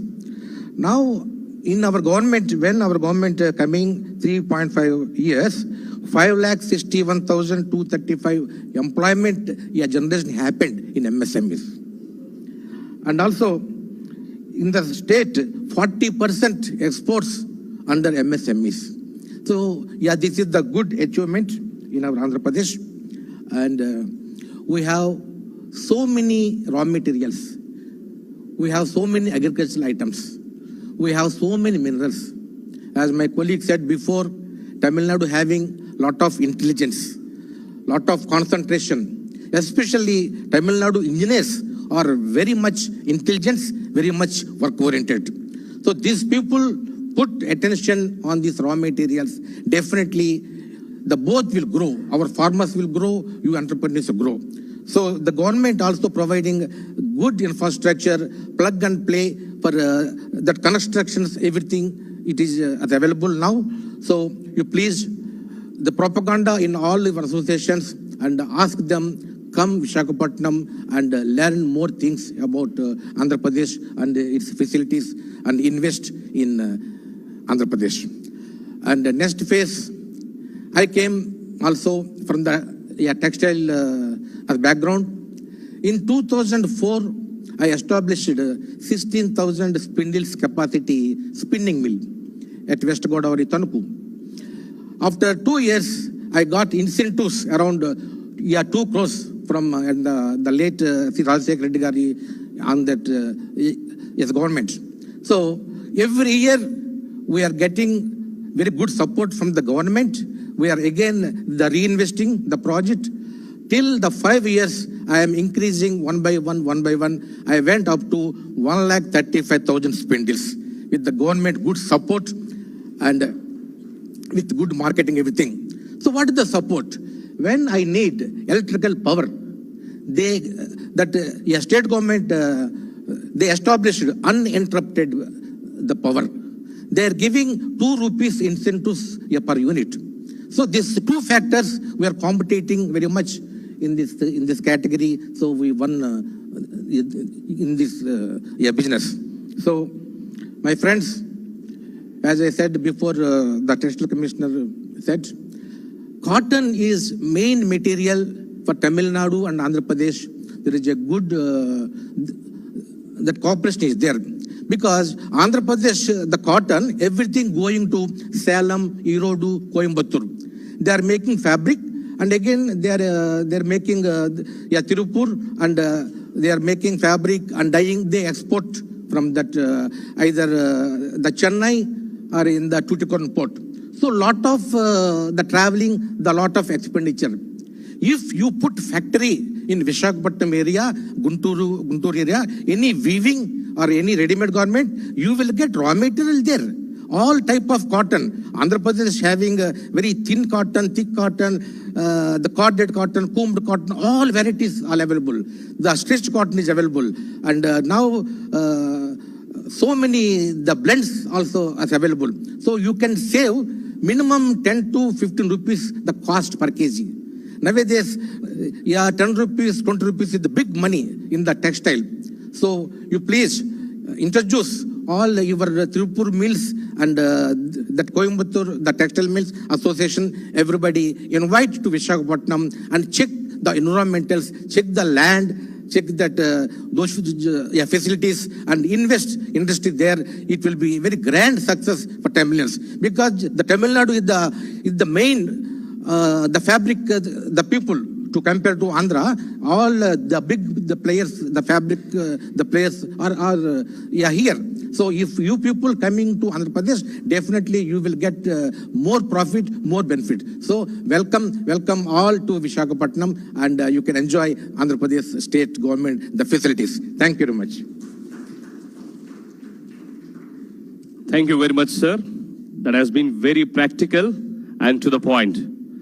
While we said there are 13 focus sectors, and due to the paucity of time, we thought we would show you all those 13 focus sectors in one single video so that you get the complete understanding of what the state of Andhra Pradesh is and what it has got to offer for you. Can we play the AV Advantage Andhra Pradesh, please? India's gateway to Southeast Asia. 974-kilometer long coastline. Robust industrial infrastructure, 3 industrial corridors, 6 ports, 6 airports, diverse industrial base, industry-ready skilled workforce, plug-and-play facilities for industries. #1 in ease of doing business based on 100% perception survey for the last 2 editions. Advantage Andhra Pradesh, where abundance meets prosperity. A new era has begun in Andhra Pradesh, an era of innumerable opportunities and immense possibilities. Dedicated efforts of the visionary Chief Minister, Honorable Shri Y.S. Jagannath Reddy, has carved a new identity for the state by measuring up to all parameters of development, trade and investment. The performance stands testimony to our belief that right infrastructure and enabling policies, these two are very, very important. Andhra Pradesh is powering its development through the available land, water, forest and mineral resources. The state is a logistics marvel on the eastern coast with a coastline of 974 kilometers, which is the second longest in India, thus making it a gateway to Southeast Asia. The state has retained its top position in the ease of doing business for the last few years. Quality power and water availability, a conducive business environment, low cost of doing business, vendor base and supply chain linkages, and proximity to R&D hubs and markets give Andhra Pradesh a 360-degree advantage in every sector. Powering the story of growth through the focus sectors, the state registered the highest GSDP growth rate of 11.43% during the 2021-2022 fiscal year, higher than the country's GDP growth rate. The government of Andhra Pradesh is transforming the state into a model state with a strong reform agenda. The government has identified 13 focus sectors for attracting sector-specific investment opportunities, abounding with advantages. These are core sectors the state government is focusing on.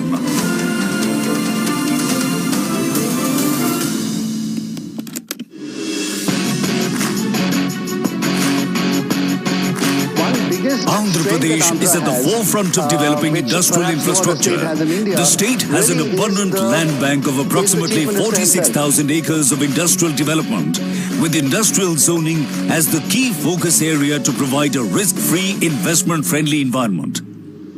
A big credit for immense success in every field goes to plug-and-play model and industrial hubs.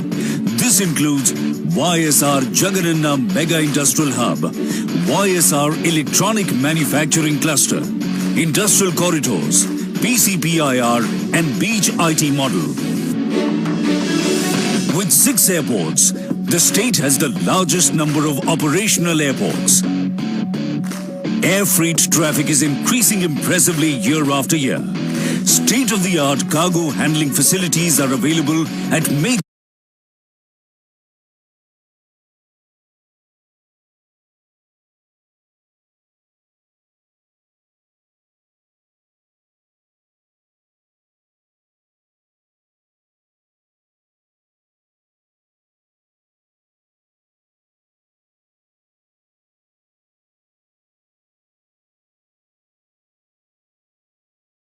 airports. Taking benefit of the strategic state to have 3 industrial corridors for accelerated development across the state.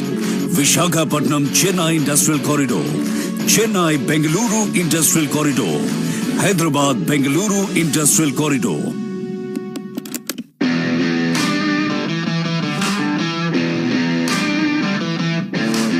Steadily working towards its mission of decarbonized economy, the state houses 4 solar parks of the Government of India.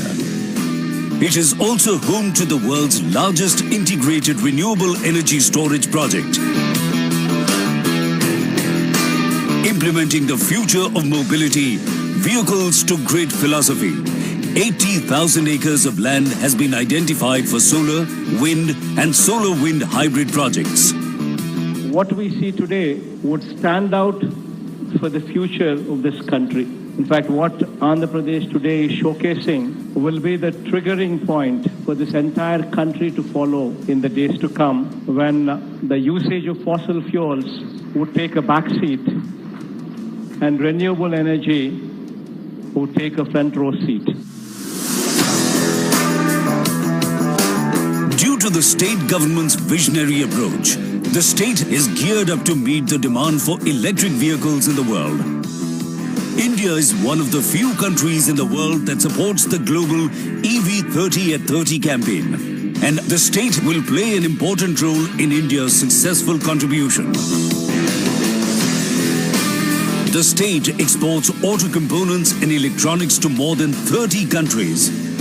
Automobile clusters, 21 auto nagars, proximity to consumption centers and focus on EV public transportation have made Andhra Pradesh the automobile hub of the country. The pharma sector has also benefited from the state's industry-centric policies. The next phase of development in pharma is focused on collaborations exploring bulk drugs, including medical device technology, biosimilars, gene therapy and specialty drugs. Andhra Pradesh is the only state in South India selected by Government of India to establish a bulk drug park.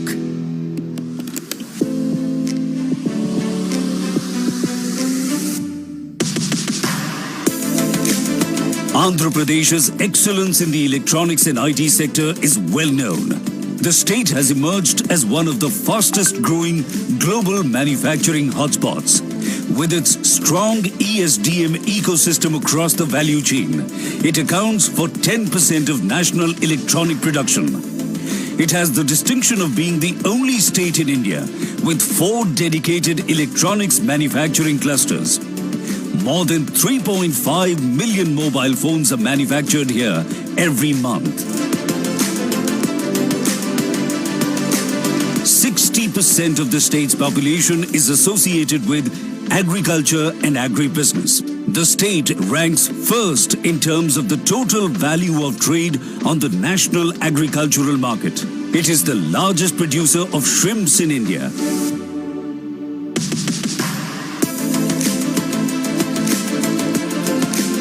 Andhra Pradesh is one of the 4 states in the country to have a 640 square kilometer petroleum, chemicals and petrochemicals investment region, PCPIR, recognized by the Government of India. The state is committed to becoming the chosen investment destination in India in aerospace and defense manufacturing. Andhra Pradesh is working on creating a transformational and affordable model for healthcare in the state. Andhra Pradesh MedTech Zone has the distinction of being India's first manufacturing hub for medical devices.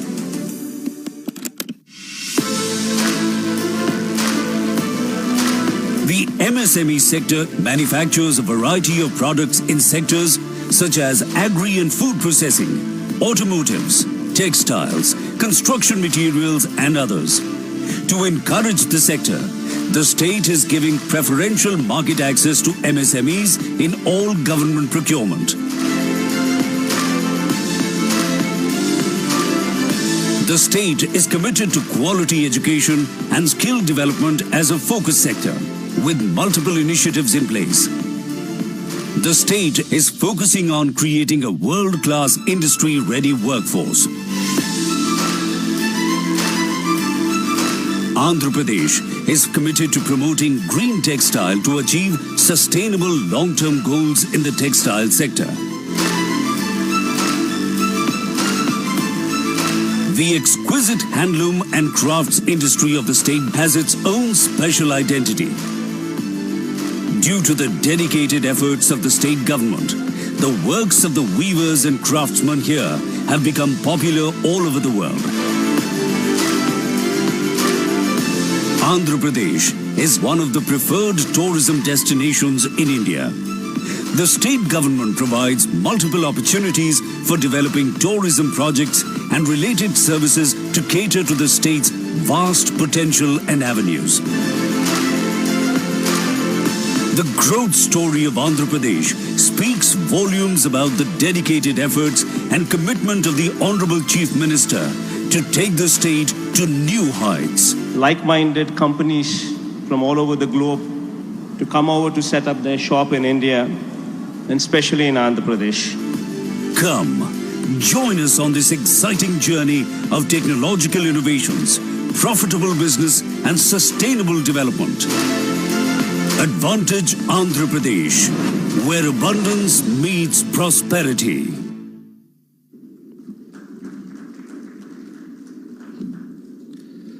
Well, that brings us to the most important leg of today's event here at Chennai. To sum up all of this and to share the perspective from the authority, let us all join together and welcome the Honorable Minister for Finance and Planning, Commercial Taxes, Legislative Affairs, Skill Development and Training, Government of Andhra Pradesh, Shri Buggana Rajendranath Garu, to give his keynote address. Welcome, sir.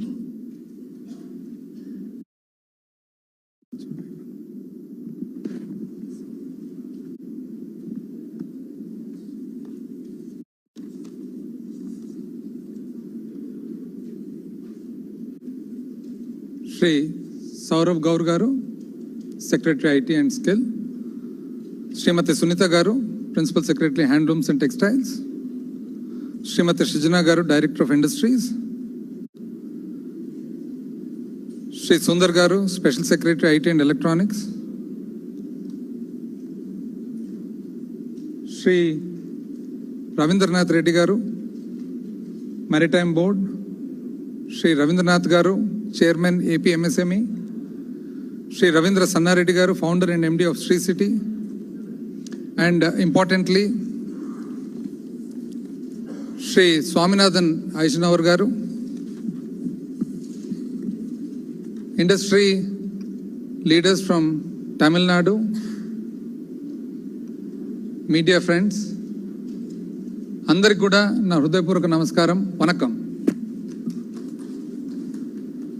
There's nothing like hearing an entrepreneur speak on stage. This we witnessed in a roadshow in Bangalore. The MD of APIS Industrial Infrastructure Corporation, Mr. Govind Reddy, the other day in Bangalore, he gave his experience of how he started his career in a small garment manufacturing unit, earning about 50 rupees a month, to right now where he employs about 5,000 people, a former MLA, a former MLC, and presently the MD of APISC. Similarly, now in today's meeting, we just heard Sri Ravi Sanna Reddy.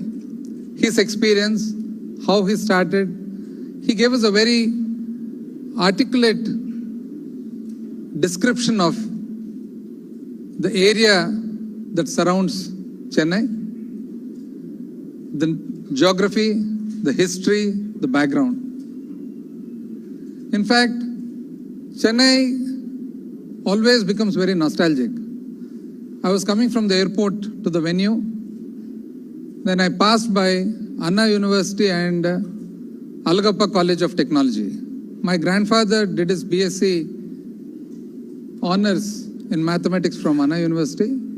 My father himself did his engineering from Alagappa College of Technology. My mother studied here in SIT, and prior to that, Sharda Vidyalaya. I myself did my PUC from Madras Christian College, Higher Secondary School, Harrington Road, Chetpat. So the reason I'm telling you this is, the 20-30 years that we keep coming to Chennai, especially people from the present Andhra Pradesh, that is Srikakulam onwards.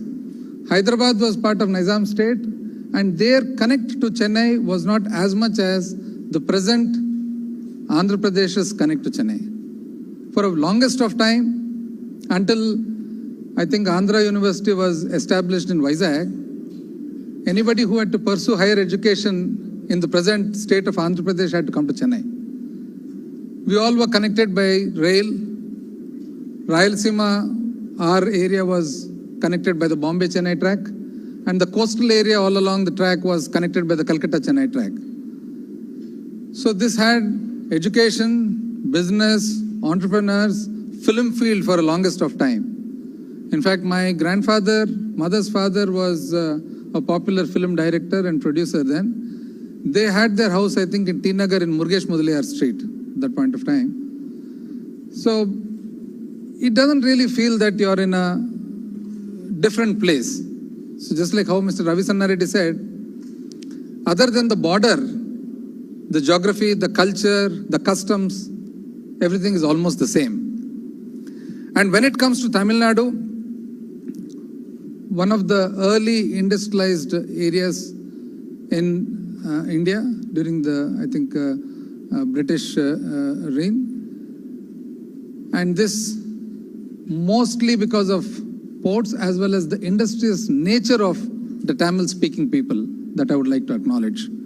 So the traditional sectors such as automobile, textiles, chemicals, petrochemicals, engineering, and Tamil Nadu also has a strong maritime infrastructure, renewable energy, social infrastructure, and now modern IT, global capability centers, data centers, emerging technologies, defense, electric vehicles. All this is now an integral part of Tamil Nadu that has made this into one of the most industrious and the forward looking states in India. But then, historically, if we look at business, commerce, industry, man always was adventurous and looking at opportunities.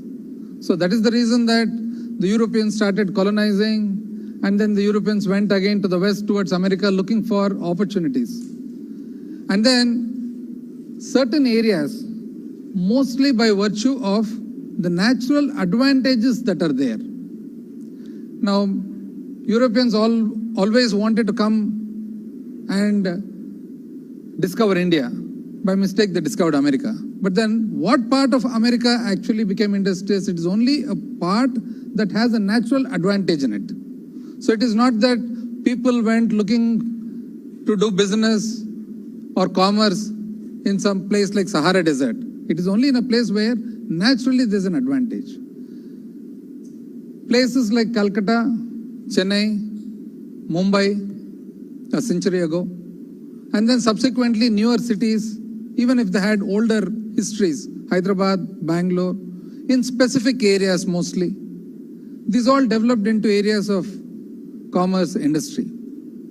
But then, if you look at a curve, it always is that the local advantages that are there, they go up the sine curve and plateau at some point of time.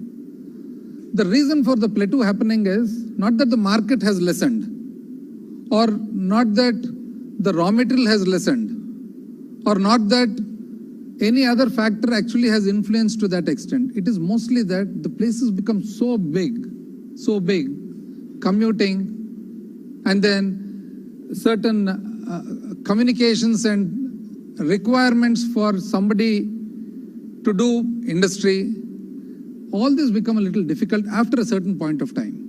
Now you look at Bangalore, the way Bangalore has grown in the last 2 decades, mainly because of the IT and the newer biotechnology, etc.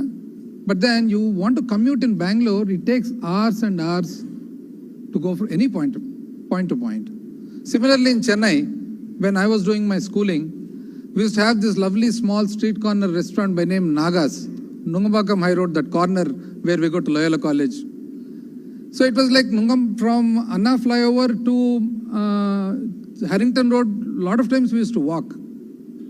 Now, the amount of time it takes to commute from Anna flyover to anywhere is just humongous.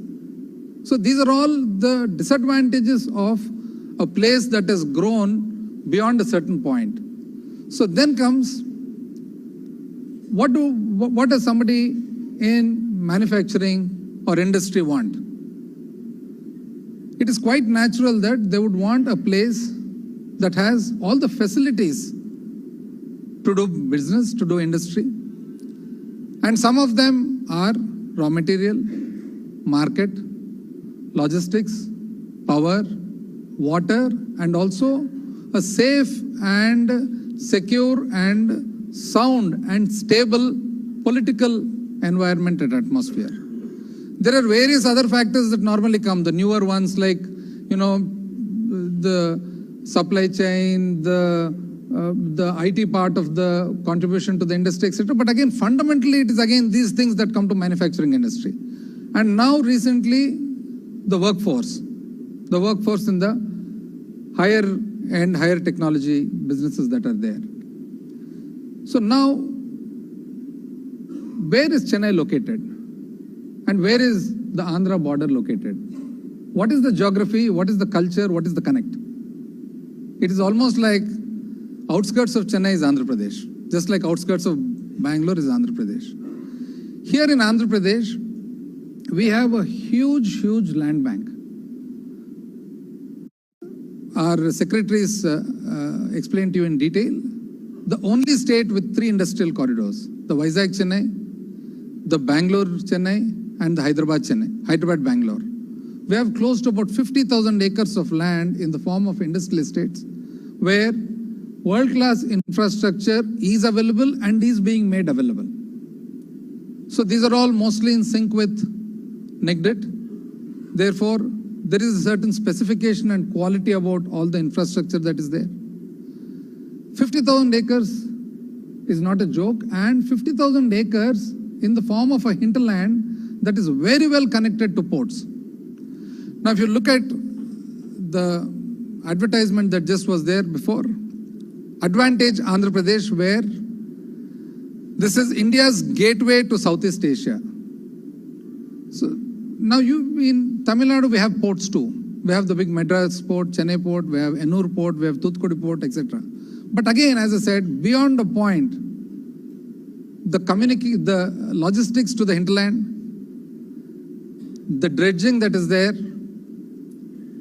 the traffic that is there, the amount of cargo that is being handled, there always comes a point in the sine curve where it plateaus. Now there, just a few kilometers away, not thousands of kilometers, just a few kilometers away, you have a whole big set of ports again all along the Andhra coast, which was just explained to you in detail, starting with Krishnapatnam all the way up to Visakhapatnam. And new ports also being developed right now. So these are all the advantages that any manufacturing industry would want. And when it comes to the IT part, the service part, etc., our Honorable Chief Minister recently has announced, and he has also invited everybody to come to Vizag, the next destination. On the East Coast, after Calcutta and Chennai, the big city, Vizag. Vizag being a city that again is at an automatic advantage, the reason being the cosmopolitan nature that is inherent with Vizag. We have the RINL, the Rashtriya Ispat Nigam, this Vizag Steels. Then we have the Eastern Naval Command headquartered there. Then we have the Hindustan Shipyard. Then we have the petrochemical complex.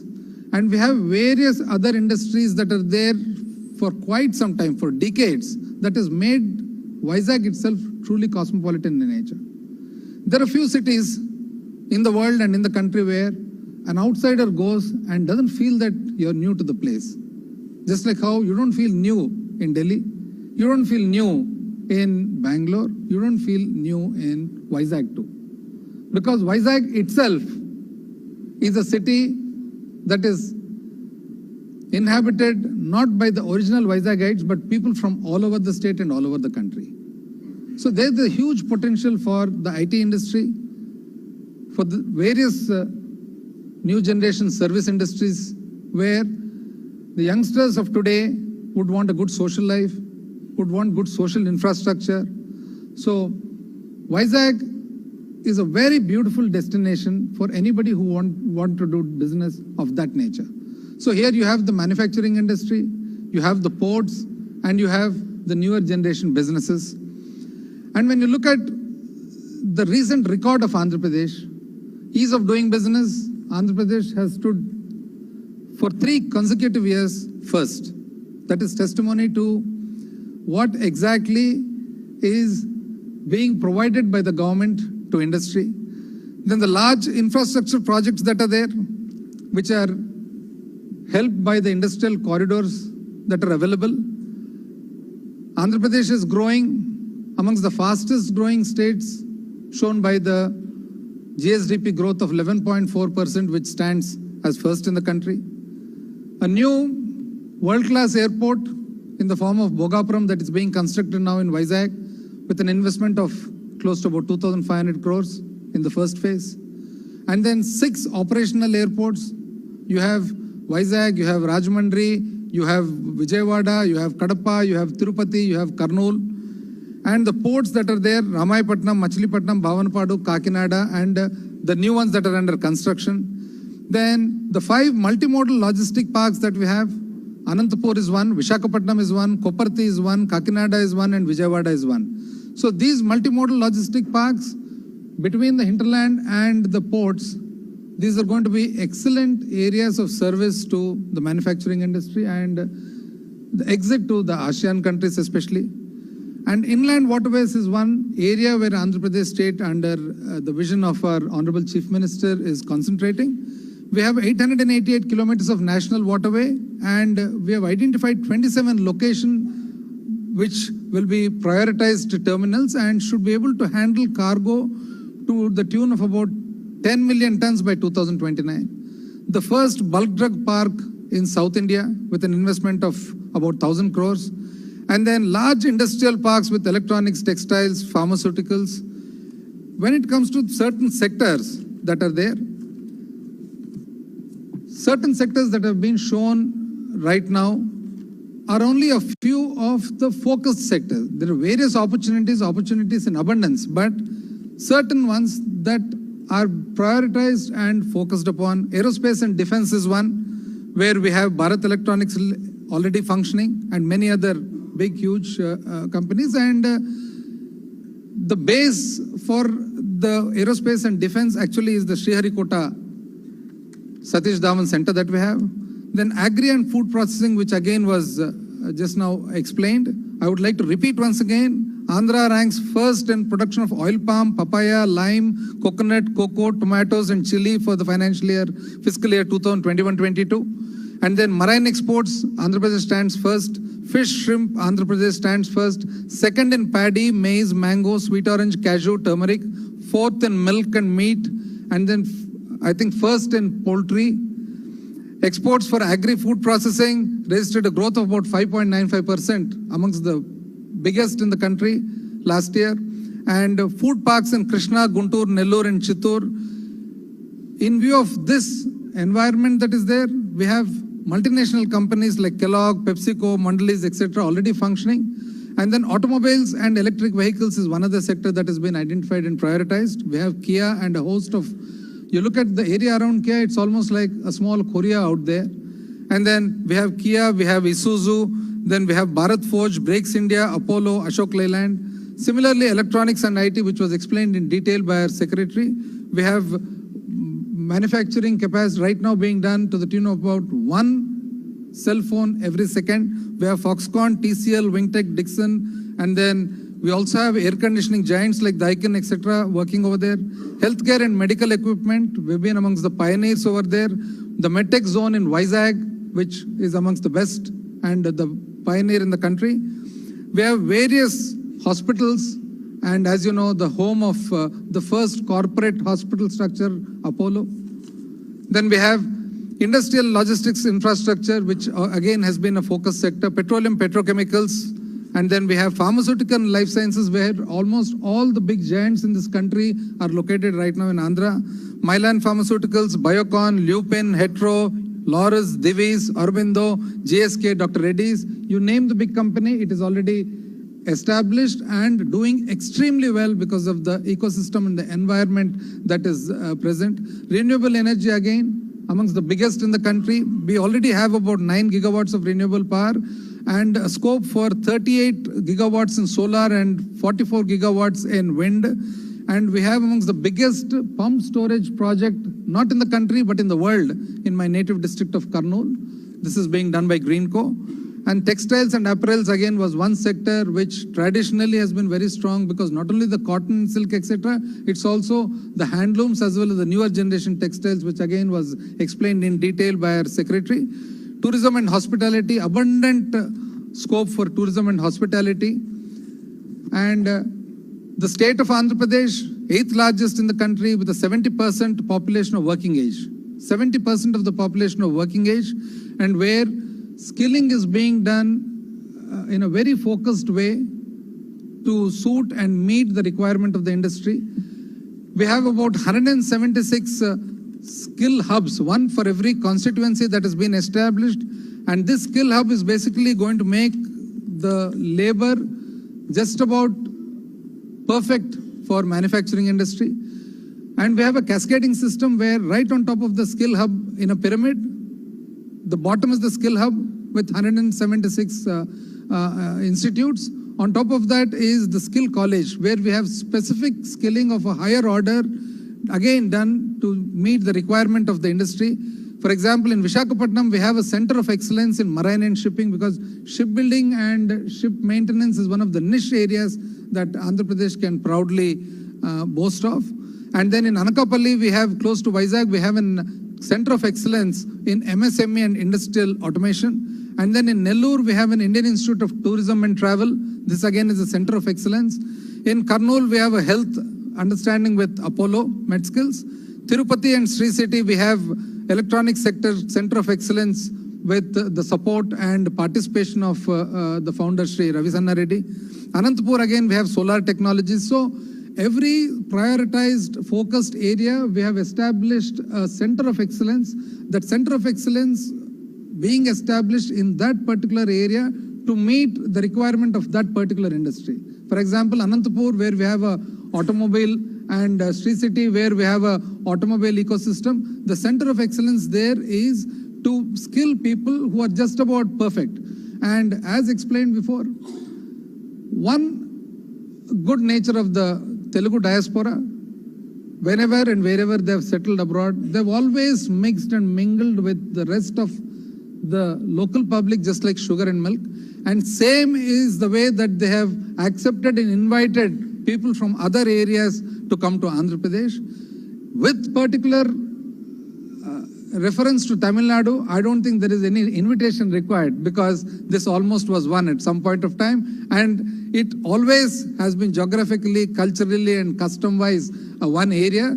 Therefore, there's nothing new for anybody, any industrialist from here to come and feel right across the border, which is a few kilometers away.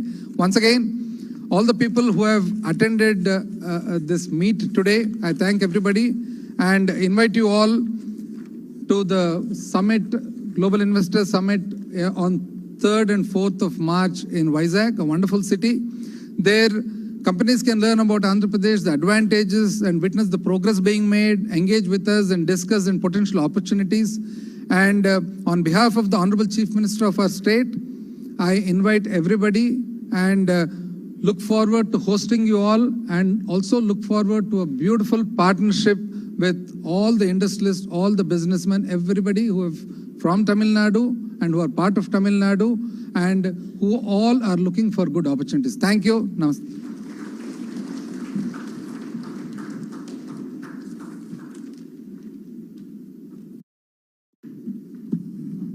Thank you very much, sir. We would also like to recognize and welcome the friends from media and press. The house is now open for interaction and questions. We have ushers towards the both ends of the hall with the mics. If in case you have certain questions to ask, please raise your hand and we will direct them to you. Yeah, please.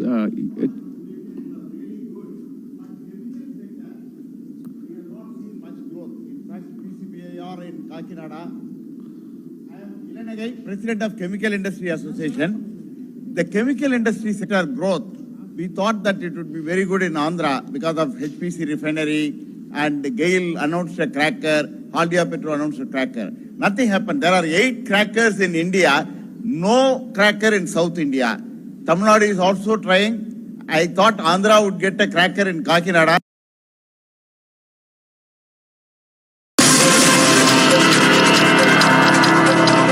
नमस्ते योगी जी, प्रणाम। और आप बहुत देर बाद हमसे बात कर रहे हैं, बल्कि चुनाव के बाद ऐसा लगा कि योगी जी ने मीडिया से बात करना बंद कर दिया है। आपने जानते